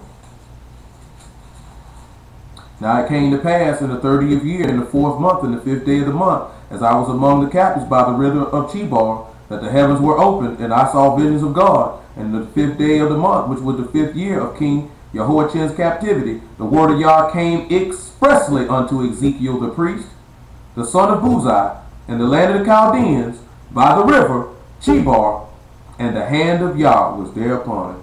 So what was Ezekiel? He was a priest. And what was Yahshua? My word, he was a priest. So a priest was, as Ezekiel was. So a priest is sitting in his house in front of the elders of the gate of Judah, and the hand of Yah came on. Now we know Yahshua sat in front of the scribes and Pharisees, right? Did he not tell Peter in John chapter 18 about verse 10, should I not drink the cup that my Father gives me? Did he not tell Pilate in John chapter 19 verse 10 that you would have no power against me except it were given to you from heaven? Ain't that what he said? So then what is this fire that Ezekiel saw that came from the loins downward to consume him? What is this fire? Isaiah 52:7. Niggas quiet as church mice, as the old saying goes. But you know we don't deal. But you know we don't deal with no church, because you in the church, you old pagan worship. We don't worship no out of God around these parts. I'm sorry, that's verse 3 that I want. Actually, that's not it. I'm sorry, Isaiah 48 and 10. I'm sorry, I'm thinking about something totally different. That is Isaiah 48 and 10. My apologies. Behold, I have refined thee, but not with silver. I have chosen thee in the furnace of affliction. And what did Yahshua do when he was getting ready to pray? When he was praying in the book of Luke, what was he doing? Say he was sweating, wasn't he? It was getting pretty hot. Fire consuming it. Come on back to Ezekiel chapter 8. And that's what a lot of y'all problem is. Y'all want to duck the fire. You don't actually want to be made pure. That's when Peter told you the trial of your faith is more precious than gold. Man, some of y'all should be ashamed the Lord put you in situations to prove you out, to see if you love him, and you fail him every time.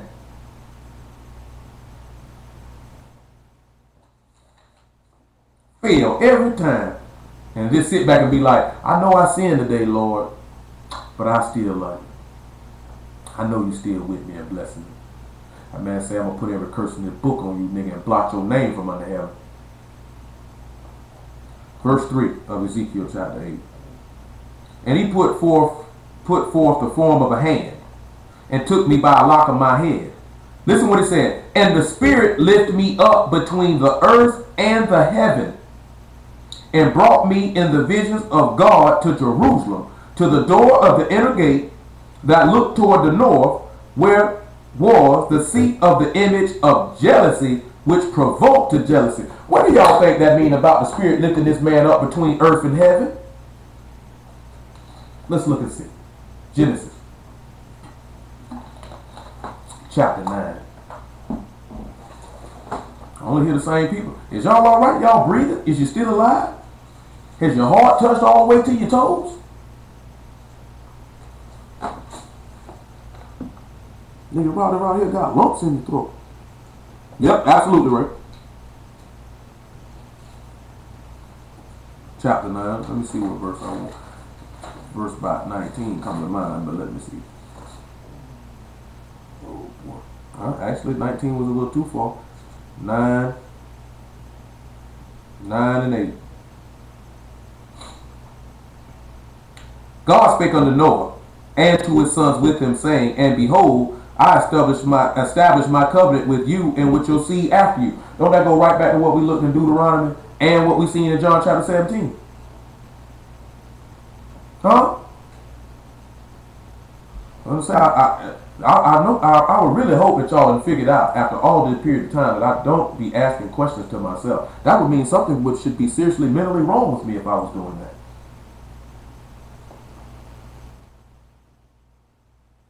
And with every living creature that is with you, the fowl, of the cattle, of every beast of the earth with you, from all that go out of the ark to every beast of the earth. And I will establish my covenant with you. Neither shall all flesh be cut off any more by waters of a flood. Neither shall there be any more flood to destroy the earth. And God said, this is the token of the covenant which I make between me and you, and every living creature that is with you, for perpetual generations. I do set my bow in the cloud, and it shall be for a token of a covenant between me and the earth. And it shall come to pass when I bring a cloud over the earth. Wow. When he bring a cloud over the earth, and the bow shall be seen in the cloud, I will remember my covenant which is between me and you and every living creature of all flesh. And the water shall no more become a flood to destroy all flesh. And the bow shall be in the cloud, and I will look upon it, that I may remember the everlasting covenant between God and every living creature of all flesh that is upon the earth. So let's go look at Matthew chapter 27, because he said, when I bring a cloud on the earth, I'll look up on this bow. You just seen Ezekiel being taken up in between heaven and earth. So guess what that means? Yahshua even fulfilled the rainbow in the sky. You got these sissies around here talking about Yah's rainbow for him not destroying the earth. They done took that up as they better. That's a covenant of our God, you sissy faggot. Now get off your behind, stop biting pillows, nigga. with your sweet self.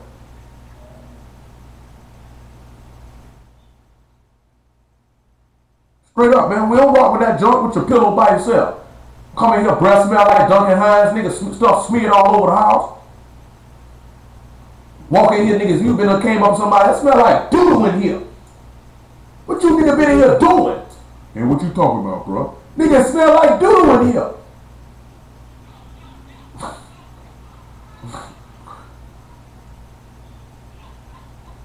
Oh, for real, man. You got a whole bunch of old sissy booty niggas running around out here on these streets. Matthew 27:45.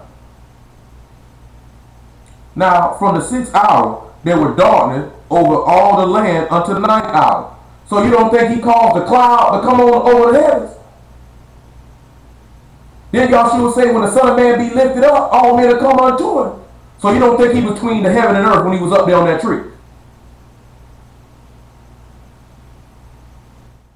Come on now. Even with Jacob's ladder, he was in between what? Heaven and earth, wasn't he? Come on now.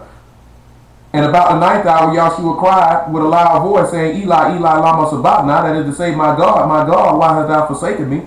Some of them that stood there, when they heard that, said, this man called for Elias. And straightway one of them ran and took a sponge, listen what he said, and filled it with vinegar. You know what that is? What y'all think that is when he say he filled it with vinegar? I want you to keep that in mind, because this is going to tie back to something else now. What y'all think that means when they say he talking about bitter? Bitter, sour wine. Not that do stuff. Sour wine. I ain't talking about that stuff you squeeze in a woman's vagina now. We ain't talking about that stuff what Mike S was talking about so you can snap it back now. We talking about bitter, sour wine. He just drunk bitter and sour wine and didn't he? Okay now. Just talk to me now. Somebody talk to me now. We try to get some understanding. He said, straightway one of them ran and took a sponge and filled it with vinegar and put it on a reed and gave him to drink. And the rest said, let be, let us see whether Elias will come to save him. And Yahshua, when he had cried again with a loud voice, yielded up the ghost. I guess we go ahead and look at it because I posted it and we never went over it. And Brother Delta called me, texted me about it earlier. So come on to Genesis 15 so we can line up how he fulfilled his father Abraham works. A lot of information for a Wednesday. That's a lot of information for anything. But we got work to do. Our souls got to be saved. Genesis chapter 15. Let's see where we want to start at. About verse 12. And when the sun was going down, a deep sleep fell upon Abram, and lo, a horror of great darkness fell upon him. Didn't the sun just go down with Yahshua? And so what is this horror of great darkness that fell on him? He died. In this vision he was getting, for all intents and purposes, he died.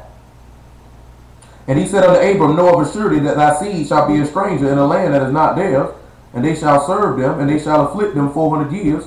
And also that nation whom they shall serve will I judge, and afterwards they shall come out with great substance. And thou shalt go to thy fathers in peace, and thou shalt be buried in a good old age. But in the 4th generation they shall come hither again, for the iniquity of the Amorites is not yet full. See, some of y'all, you see how he said the Amorites ain't fooled up all they sin. That's how some of y'all live. You ain't filled up the measure of your sin yet, so he ain't ready to come pay you back for it. You still got a little bit more to go. Better stop playing with it. It came to pass when the sun went down and it was dark, behold, a smoking furnace and a burning lamp passed between those pieces. In the same day Yah made a covenant with Abraham, saying, unto thy seed have I given the land from the river of Egypt unto the great river of Euphrates, the Kenites and the Kizzites and the Kadmonites and the Hittites and the Perizzites and the Rephaims and the Amorites and the Kenites and the Girgashites and the Jebusites. Acts chapter 2, so you can see what it will fulfill that. He said he's seen a great smoking furnace. You already seen that it say Yahshua was in the furnace of affliction. He seen the sun went down, seen the smoking furnace. Say in between the two pieces. Let me get around to Acts chapter 2 if I can get around there efficiently. Y'all still hold number chapter 5. Acts chapter 2, verse 16. Make it 14. Peter standing up with the 11 lifted up his voice and said unto them, Ye men of Judah, and all ye that dwell at Jerusalem, be this known unto you, hearken to my words. For these are not drunken as ye suppose, seeing it's but the third hour of the day.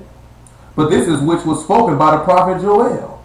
It shall come to pass in the last days, saith Yahweh, I will pour out my spirit upon all flesh, and your sons and your daughters shall prophesy, and your young men shall see visions, and your old men shall dream dreams. And on my servants and on my handmaidens will I pour out in those days of my spirit, and they shall prophesy. And I will show wonders in heaven above, and signs in the earth beneath, blood and fire and vapor of smoke. The sun shall be turned into darkness, and the moon into blood, before that great and notable day of the Lord come. And it shall come to pass that whosoever shall call on the name of the Lord shall be saved. Ye men of Israel, hear these words. Yahshua of Nazareth, a man approved of God among you by miracles and wonders and signs, which God did by him in the midst of you, as ye yourselves also know. And it kicked me off. Dirty hole. Dirty hole. Oh, my stomach all messed up. Good. Lord will, we'll be back to normal soon.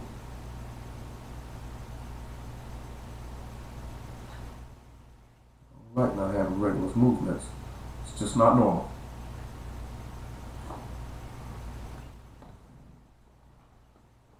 All right, y'all. It kicked me off again. It's all right. So when we sat back and what we looked at, what Abraham seen Pentecost. You notice that after he seen that, he said, I'll make an everlasting covenant with you, and your seed will inherit the land. Didn't he tell you in Romans chapter 8, those that are led by the Spirit of God are the what? They the sons of God. And if sons, then what? And if sons, then what? If you a son, then what would you be? You would be an heir. And if an heir, a joint heir with the Messiah. So when he sent the Spirit down on Pentecost, that means they became heirs to the promise to come back to this land to possess it, then didn't they? Don't let these people sit back and tell you, man, Joel been fulfilled already. He poured the Spirit out on, what other day did he pour the Spirit out on? Pentecost, that been done. Come on back. Number 5. Y'all just bear with me. We finna get out of here. We got a little bit more to look at. Y'all in a hurry. Y'all got somewhere to be. I know some of y'all got to go to work in the morning. We got to take that in consideration.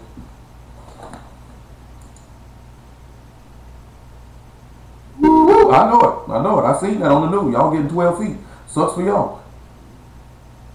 Well, 10 to 12 inches, they said. Sucks for y'all. Now, you sit back and you look at it. Yahshua being on that tree in the middle of it. In between heaven and earth. In between heaven and earth. In between heaven and earth. So when y'all looked upon him, he remembered the covenant. Did he not? We know from Hebrews chapter 5, verse 7, he said in the days when in his flesh, when he made strong supplication, he was heard and that he feared. He heard the man by reason of there's a cloud in the sky, my bow's in the sky, I look upon it, I will remember. He remembered not to kill Israel that day. I remember my covenant. I remember Abraham, Isaac, and Jacob. I remember. Oh, come on back to Ezekiel chapter 8. We holding Ezekiel 8 and number 5. That's the 2 places you need to keep. That's where we came from. Ezekiel 8 and number 5. We're going to get some understanding before we leave here.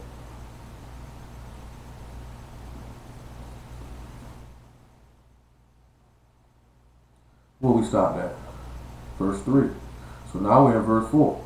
And behold, the glory of God of Israel was there, according to the vision that I saw in the plain. Wasn't Yahshua in the plain? Ain't he the glory of the Father when he say, Father, give me the glory which I had with you before the world was?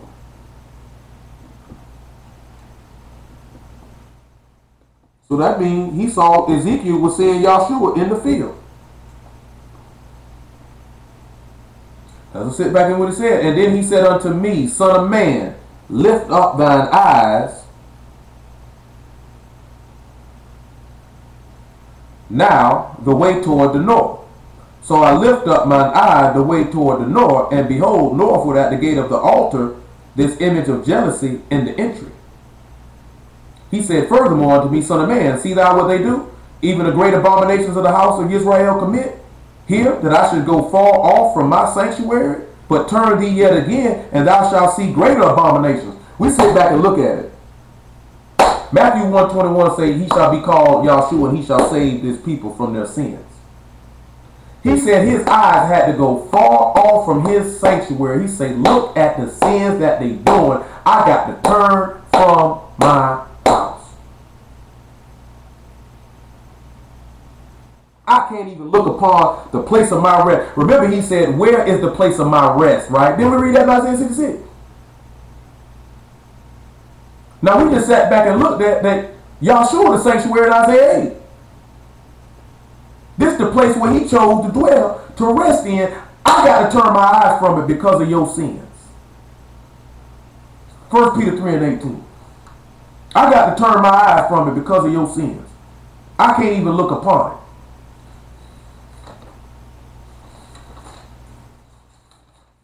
So let's sit back and look at it. 1 Peter 3:18. For the Messiah also have once suffered for sins. He had to take on your iniquities. See, the jealousy that Yah had in his anger that he waxed hard against Israel about, he took that jealousy out on him. The Messiah also have once suffered for sins, the just for the unjust, that he might bring us to God, being put to death in the flesh, but quickened by the Spirit. Do y'all realize somebody that didn't even do nothing? I'm upset and angry because of what you did, but I'm going to take it out on you though. How many of y'all somebody been angry at somebody else for what they did and they took that anger out on you and you ain't do nothing? And guess what? That's what y'all did with the Lord. The Lord didn't do nothing. We know from 2 Corinthians 5:21, he made him sin. Let's look at it. 2 Corinthians 5:20. He made him sin who knew no sin. I mean, he had to take on that abomination. That's rough. That two of y'all said y'all mama did y'all like that. I hope it wasn't all the time.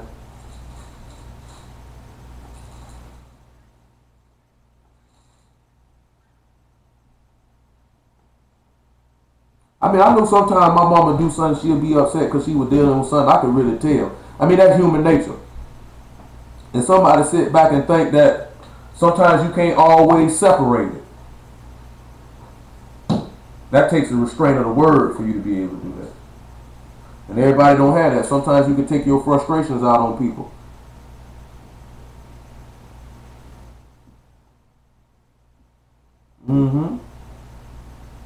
Pretty much everybody done it. I'll be willing to say everybody over here done it a time or two. You weren't trying to do it.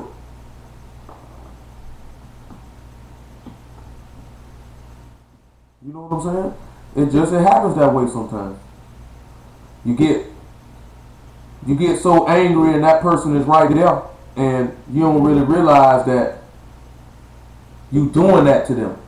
Because you're so angry and you upset with what this person did. But now we got to sit back and look at the love that Yahshua had for us, because he took on the anger and the wrath that Yah had toward us, and instead of putting us away completely forever as his bride, he just did that to his son. Because he was moved to jealousy. My wife has been defiled. We will look at it. 2 Corinthians 5:20, 19. 18. And all things are of God, who have reconciled us to himself by Yahshua HaMashiach, and have given us the ministry of reconciliation. To wit, what God was in the Messiah, reconciling the world unto himself, not imputing their trespasses unto them, and have committed unto us the word of reconciliation. He didn't impute that sin on them. He put it on his son. Now then, we are ambassadors of the Messiah, as though God did beseech you by us. Y'all don't sit back and look at it. If I'm a representative of the Messiah, that means I be begging y'all. Listen to what he said now. As God did beseech you. That means God is beseeching you himself through me for you to change your life. And you sitting there looking at, man, that's that old big head nigga talking. That's the Lord talking to you, you retard. You literal ingrate. You simpleton. You imbecile. And your word part is, you claim you know the Lord, and you hear the man's voice, and you're too stupid to listen and follow. I can remember the first time I said something to my sister Nell, and she looked at me and she said, that wasn't you talking to then. I remember little Muffin, the first time she said, yeah, I can tell the difference when the Lord talking and when you talking. See, now, I don't talk as soft as I used to. I ain't never really talk loud, period. Now over processing. No, not me. Not, I'm talking, unless I were preaching the word. If I wasn't preaching the word, I could be sitting right next to you and have a 3-minute conversation. You might have not heard a single solitary word. Little Muffin used to have to interpret for Nell because she knew what I was saying. I didn't speak that loud except when I was preaching. See, now my old lady get upset. She was like, you so loud, ain't nothing I can do about it. That's just how you done transform my voice. It's just like that. It's just like that. Yeah. It's just like that. Yeah, it's just like that. It's just like that. I don't be doing that on purpose. You know what I'm saying? But you got to know that man's voice. I know some of y'all have been around me long enough and you still don't know the difference of when he talking and when I'm talking. It didn't take long for my sister Nell to figure it out. I remember the first time she said it. We were talking about that Monte Carlo. She said, that wasn't you said that. She said, I take heed to what I was just told. That wasn't you. I said, as long as you know. 2 Corinthians 5:20. Now then, we are ambassadors for the Messiah, as though God did beseech you by us. We pray you in the Messiah's stead, be ye reconciled to God. In the Messiah's place, we telling you, return back to God. For he hath made him to be sin for us who knew no sin, that we might be made the righteousness of God in him. Come on back to Ezekiel chapter 8. I got to get y'all out of here. Excuse me. We're in verse 7. And he brought me to the door of the court, and when I looked, behold, a hole in the wall. Then he said unto me, Son of man, dig now in the wall. And when I digged in the wall, behold, a door. And he said unto me, Go in, behold the wicked abominations that they do here. That sounded like to me they were doing stuff and they were hiding, wasn't it? They were laying with other gods. They didn't want nobody to know what we were doing. That's how some of y'all do. That's why he say what you do in the dark, it shall be brought to light. So y'all do stuff in the dark. The Lord gonna make sure he gonna trouble my heart. He gonna find a way for me to know the wicked, perverted, stupid stuff you niggas be doing. I think a lot of y'all forget. Do y'all know who I work for? You think this man is not gonna trouble my heart and let me know some of the wicked stuff y'all be doing?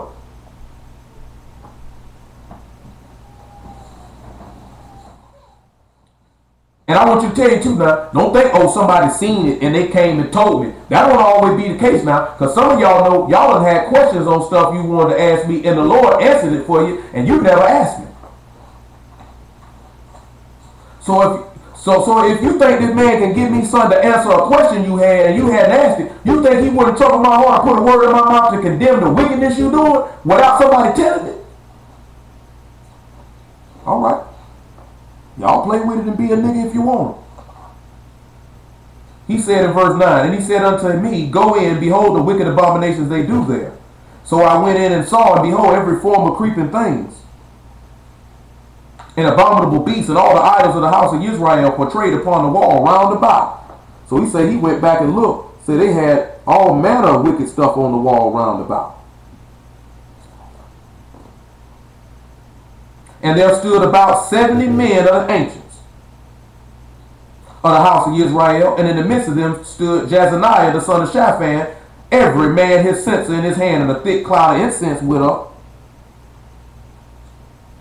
Then he said unto me, Son of man, hast thou seen what the ancients of the house of Israel do in the dark? Say, have you seen what they do in the dark? That's where some of y'all live. Have you seen what they do in the dark? Did they say if it be hidden from a man and she don't know what he was doing?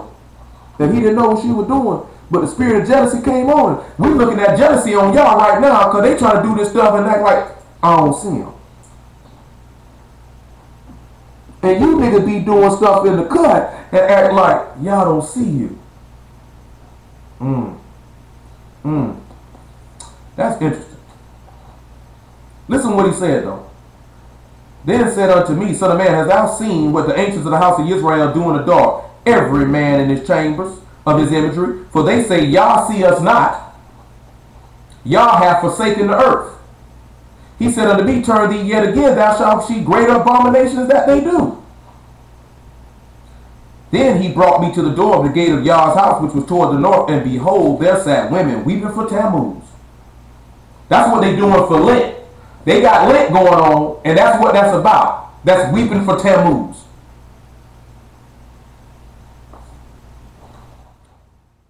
Then he said unto me, Tammuz ain't nothing but old, basically ain't nobody but Nimrod, this old idolatrous god. I forget the name of the people. If somebody remember, go ahead. It escaped my mind right now. Yeah, pretty much.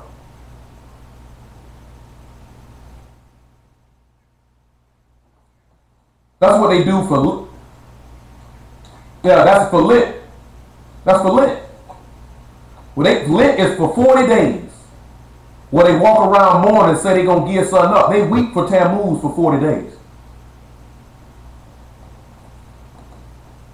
Then he said unto me, Hast thou seen this, O son of man? Turn thee yet again, thou shalt see greater abominations than these. Because remember, he said, take that woman to the priest. Is he not taking Israel to the priest? Is he not taking that woman to him and showing her what she did? And he brought me into the inner court of Yah's house, and behold, at the door of the temple of Yah, between the porch and the altar, were about 25 men with their backs towards the temple of Yah, and their faces towards the east, and they worshiped the sun toward the east. Then he said unto me, Hast thou seen this, O son of man? Is it a light thing to the house of Judah, that they commit the abominations which they commit here? For they have filled the land with violence, and have returned to provoke me to anger. Lo, they put the branch to their nose. Therefore I will also deal in fury. My eyes shall not spare, neither will I have pity. Though they cry in my ears with a loud voice, yet will I not hear them. Romans chapter 8. Let's see if he spared. We know they filled the land with violence. They surely killed the Lord. We know he was provoked to anger because Yahshua became what? On the tree. He became sin. So that means the anger and fury of Yah's wrath would rest on him, would it not? Romans chapter 8 and verse 32. He that spared not his own son, but delivered him up for us all, how shall we not with him also free give us all things? Who shall lay anything to the charge of God's elect? Is God that justified? Who is he that condemned? It is the Messiah that died, yea, rather, that is risen again, who is even at the right hand of God, who also make intercession for us. Because you know Yahshua cried out with a loud voice and said, Eli, Eli, lama sabachthani, my God, why have you forsaken me? And he didn't hear him, did he? He would provoke the anger because of the works of these people's hands, and he didn't spare him, and when he cried, I didn't hear you. All because of jealousy. Because I'm hot right now. You know what the law say, I'm Yah thy God, thou shalt have no other God before me. Don't make you any image in the heavens above or the earth beneath. He say, for Yah thy God is what? A jealous God. So let's come on back to Numbers chapter 5. Why do you think this law in here about this spirit? Yahshua had to take this on. He had to wear it. What you think when he say that offering to be an offering to bringing iniquity to remembrance? When he sat back and he looked at Yahshua, he became an offering to bring sin to remembrance. When he looked upon Yahshua, he sat back and looked at this the sins of the people.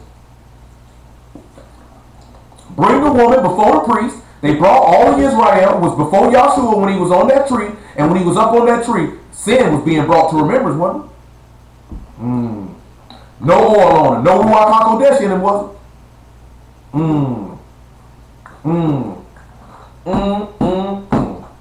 Thank the Lord for the Savior. Praise Yah for the Savior. So, let's look at verse 16 of the Numbers, the 5th chapter. And the priest shall bring her near and set her before Yah. The priest shall take Kodesh water in the earthen vessel of the dust that is in the floor of the tabernacle. The priest shall take and put it into the water. And the priest shall set the woman before Yah and uncover the woman's head and put the offering of memorial in her hands, which is the jealousy offering. And the priest shall have in his hand the bitter water that caused the curse. And the priest shall charge her by an oath, saying unto the woman, if no man have lain with thee, and has not gone aside to uncleanness with another instead of thy husband, be thou free from this bitter water that caused the curse.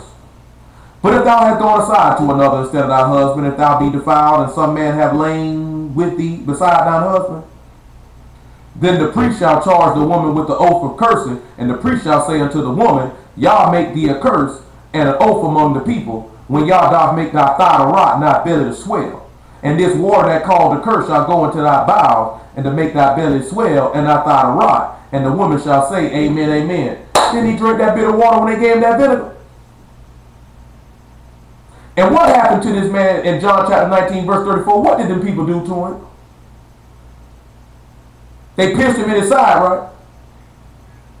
And don't you think his belly swole up after that happened?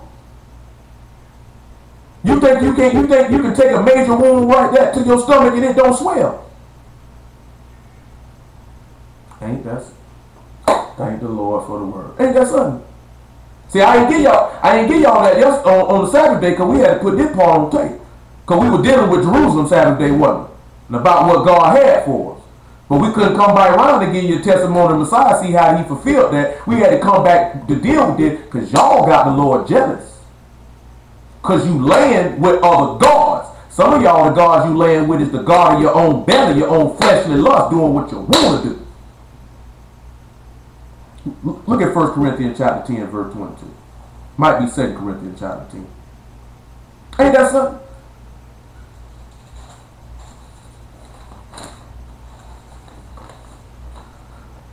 Ain't that something? It's 1 Corinthians chapter 10. 1 Corinthians chapter 10, verse 19. Make it 17. I want y'all to keep this in mind about their bread too. Make it 16. The cup of blessing which we bless, is it not the communion of the blood of the Messiah? The bread which we break, is it not the communion of the body of the Messiah? For we being many are one bread. For we being many are one bread. For we being many are one bread. And one body. For we are all partakers of that one bread. For we are all partakers of that one bread. Behold, Israel, after the flesh are not they which eat of the sacrifices partakers of the altar. What say I then? That idol is anything, or that which is offered in sacrifice to idols anything? But I say that the things with the Gentiles sacrifice, they sacrifice to devils, and not to God. I would not that you have fellowship with devils. Why you niggas have fellowship with devils? Why y'all walk in one accord with devils? You said, I don't serve no idols. But you walk with people who covetous, who make sacrifices to the God of their belly. Everything they do it for the God of the world, which mean they make their sacrifices to the devil, and you got fellowship with them. That's interesting. You cannot drink the cup of the Lord and the cup of devils. You cannot be partakers of the Lord's table and the table of devils. Do we provoke the Lord to jealousy? Are we stronger than he?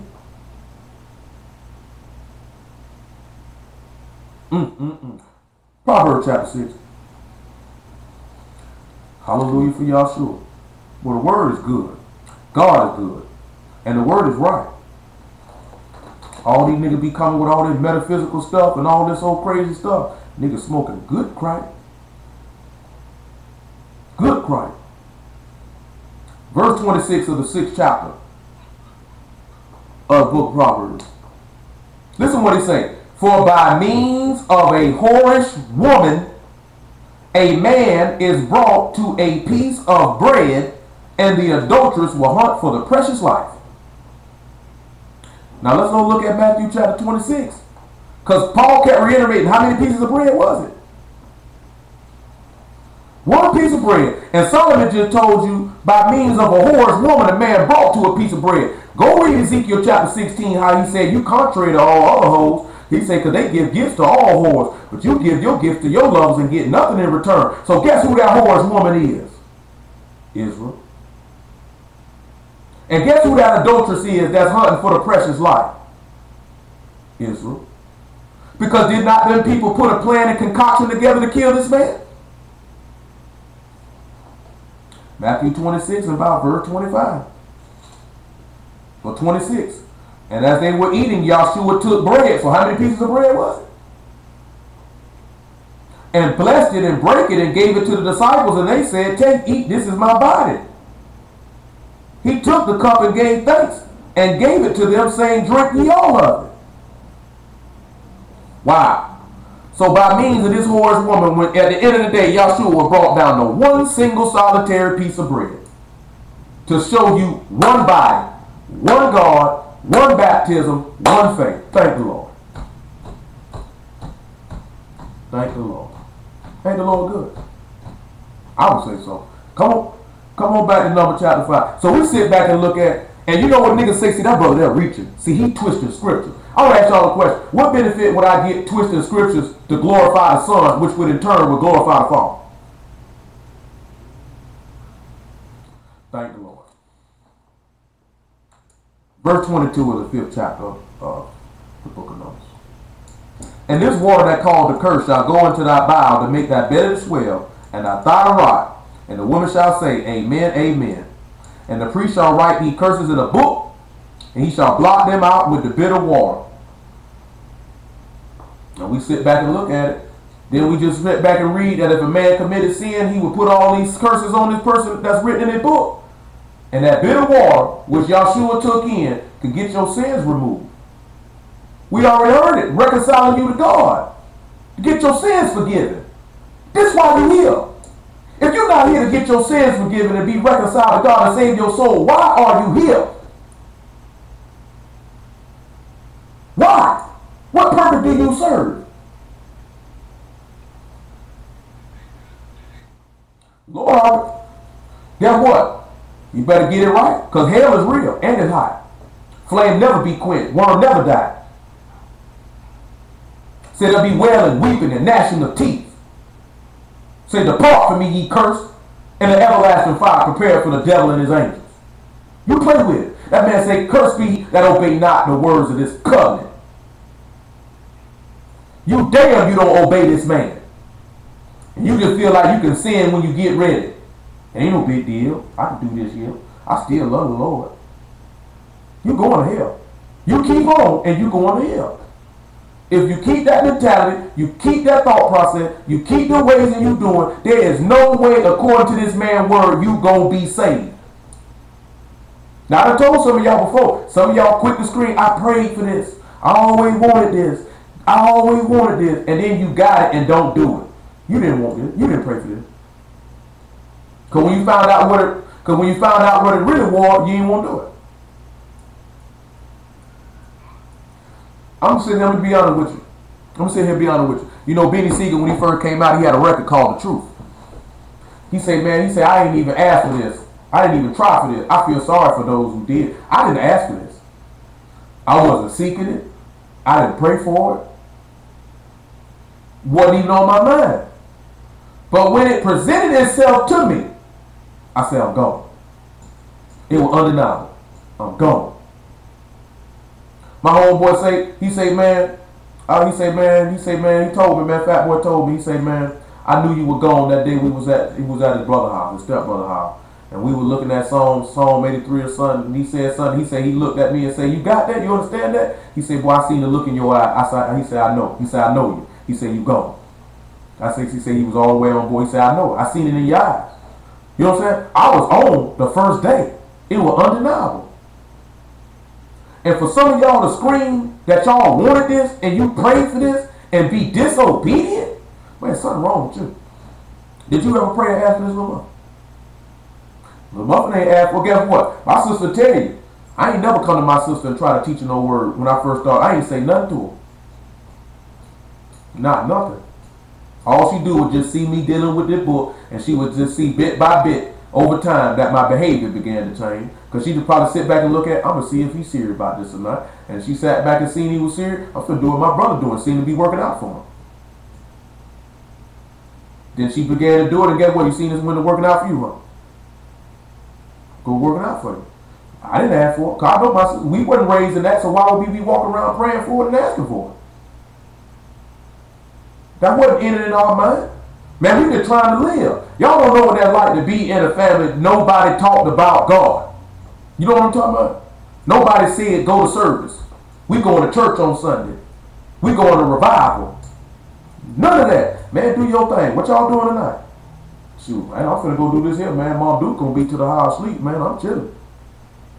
I'm gonna go shoot to the movie. I'm gonna go to the club. I'm gonna hang out with my niggas on the block, man. When we out here hustling, man, we just gonna smoke some trees. Man, Langston will tell you, man, we used to sit out till 3, 4 o'clock in the morning just talking about all type of stuff, man. Just chilling on the block, just hanging out. Nigga wasn't thinking about none of that. But when the word came, I say, this is what it is.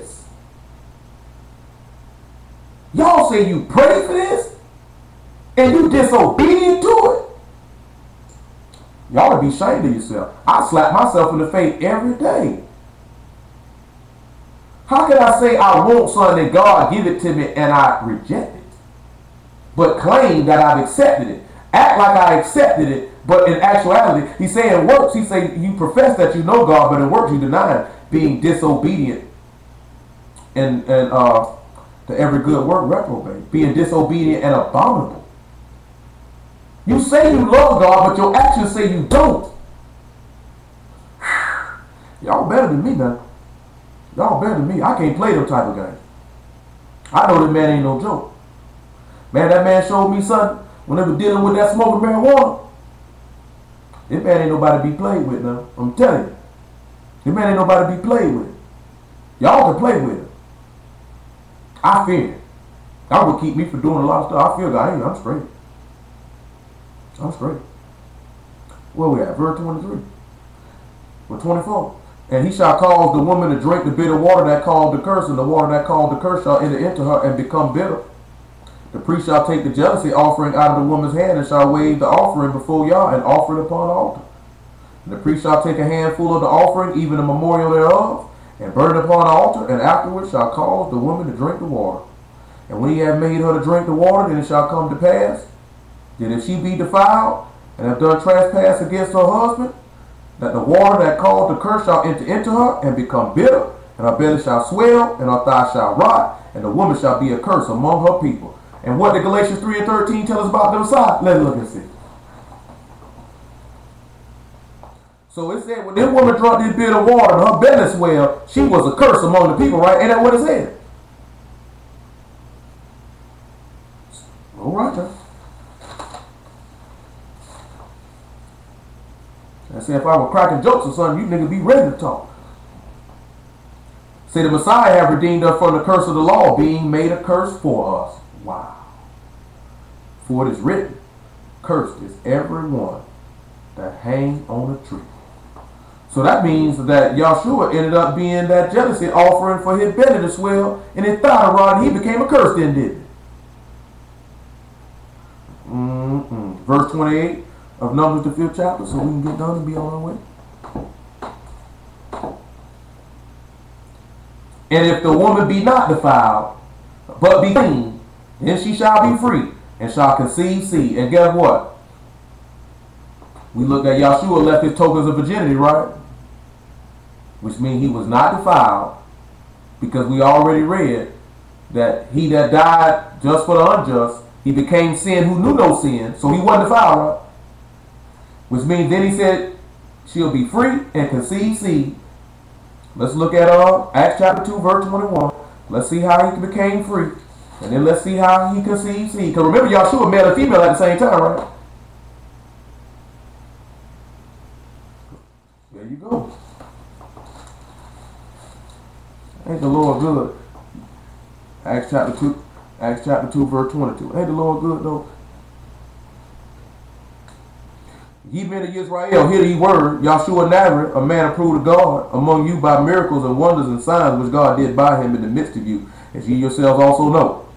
Him being delivered by the determinate counsel and foreknowledge of God, you have taken, and by wicked hands have crucified and slain, whom God have raised up, having loosed the pains of death, because it was not possible that he should be holden of it. That means he free. Does that not mean he was made free? John chapter 1, verse 12.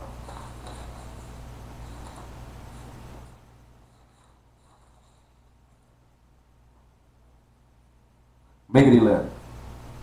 John 1 and 11. He came unto his own, and his own received him not.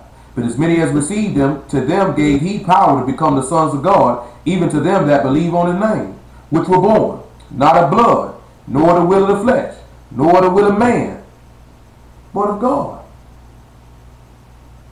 He that is born of God does not commit sin. Why? Because his seed remain in him. He cannot sin. He's born of God. So when he talking about conceiving seed, that means she would give birth, right? And we know Yahshua give birth to the sons of Elohim, the sons of light, the sons of the living God. Yahweh is his name. Come on back to Proverbs chapter 6 one time. Y'all wasn't ready for that tonight, was Verse 27. Say, can a man take fire in his bosom and his clothes not be burnt? Can one go upon hot coals and his feet not be burnt? Yahshua took that fire on, didn't it? So he that toucheth go into his neighbor's wife, whosoever touch her shall not be innocent. Men do not despise a thief if he shall steal to satisfy his soul when he is hungry. But if he be found, he shall restore sevenfold. He shall give all the substance of his house. But whoso commit adultery with a woman lack understanding, he that do it destroy his own soul. A wound and dishonor shall he get. What will he say? What he said he get? What y'all heard he just said he get? A wound and dishonor. The reproaches of them that reproach thee fell on me. That's Romans 15:4. That means he got a dishonor. You know the wounds he was wounded for your transgressions. Romans 15:4. Make it 1. Come on now. Y'all think that's just a story about somebody laying with another man's wife?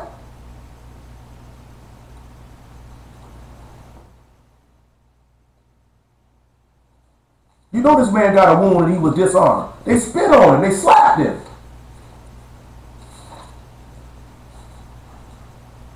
We then that are strong ought to bear the infirmities of the weak and not to please ourselves. Let every one of us please his neighbor for his good edification. For even as the Messiah pleased not himself, but as it is written, the reproaches of them that reproach thee fell on me. For whatsoever things were written aforetime were written for our learning, that we through patience and comfort of the scriptures might have hope. Sitting back looking how this man took on the jealousy of Yah upon him, that should give you hope that you could be saved. This man took all that on for your sake, while you were still yet in your sins. He died for the ungodly. That's love. He said, Paul said, if one has died for us all, then we have thus judged that we should live unto him that died unto us. And you niggas still living for yourself. You ain't living for him. You pretending like you living for him. You ain't living for him. You just a hypocrite. And it's a strange punishment for the hypocrites and workers of iniquity. That's what it said in the book of Job. Say, what is the profit of a hypocrite? What you think you gonna get? It's your soul. Do what you want to with it. We trying to get you saved. Proverbs 6:33. It's your soul. You do what you want to with it. Our desire is that you might be saved. The things that pertain to salvation, thus we speak. But if you want to go to hell, I'll go ahead and preach the word to you so you can hear it though. A wound and dishonor shall he get, and his reproach shall not be wiped away. For jealousy is the rage of man. Therefore he will not spare in the day of his vengeance. He did not spare this man in the day of his vengeance. Because when you look at it flip side, he no different than the man who laid with his wife, and he wasn't no different than his wife who committed adultery. Now what? Because what does the law say? If a man or woman commit adultery, both of them got to die. For he will not regard any ransom, neither will he rest content, though thou give many gifts. Say, I don't want nothing but his blood. That's all the Father wanted it, didn't it? To make his soul an offering for sin. I had a dumb nigga, we not going to go through it, maybe another day. Sit talking about, y'all ain't never want no sacrifice. Sit down and shut your mouth. Number chapter 5. You sit down and shut your mouth. Talking about, y'all ain't never want no sacrifice. And why we sit around here and send his son down here and kill him if he ain't want one?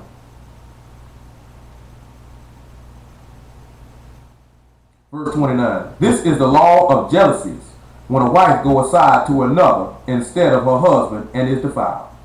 Or when the spirit of jealousy come upon him, and he be jealous over his wife, and shall set the woman before Yah, and the priest shall execute upon her all his law. Then shall the man be guiltless from iniquity, and the woman shall bear her iniquity. Yahshua free from sin, ain't he? And guess what? And he bared our iniquity, because he told you that in Isaiah too, didn't he? Woo! Ain't that something you can read a verse and both things be talking about them men at the same time? Ain't that something? Matthew 5:17. That's why I sit back and tell y'all, man, you see people, man, I don't get upset with these people. Man, they got the brain God gave them. And some of y'all got the mind God gave you. I pray to God to give you a better mind, because the mind you got is retarded. Yeah, he told you that. They brought him unto him for envy. And that was the jealousy that y'all ended up executing upon him, because he was jealous about his wife. She been laying with another man. So go ahead and drink this bit of water. Oh, your belly swole. You became a curse.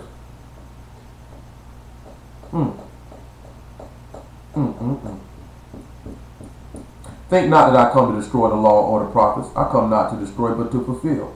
For truly I say unto you, till heaven and earth pass, one jot or one tittle shall no wide pass from the law till all be fulfilled. Whosoever therefore shall break one of the least commandments and shall teach men so, he shall be called the least in the kingdom of heaven. But whosoever shall do and teach them the same shall be called great in the kingdom of heaven. For I say unto you that except your righteousness shall exceed the righteousness of the scribes and Pharisees, you shall in no case enter into the kingdom of heaven. Praise y'all for Yahshua for the word. Y'all understood all this stuff this evening?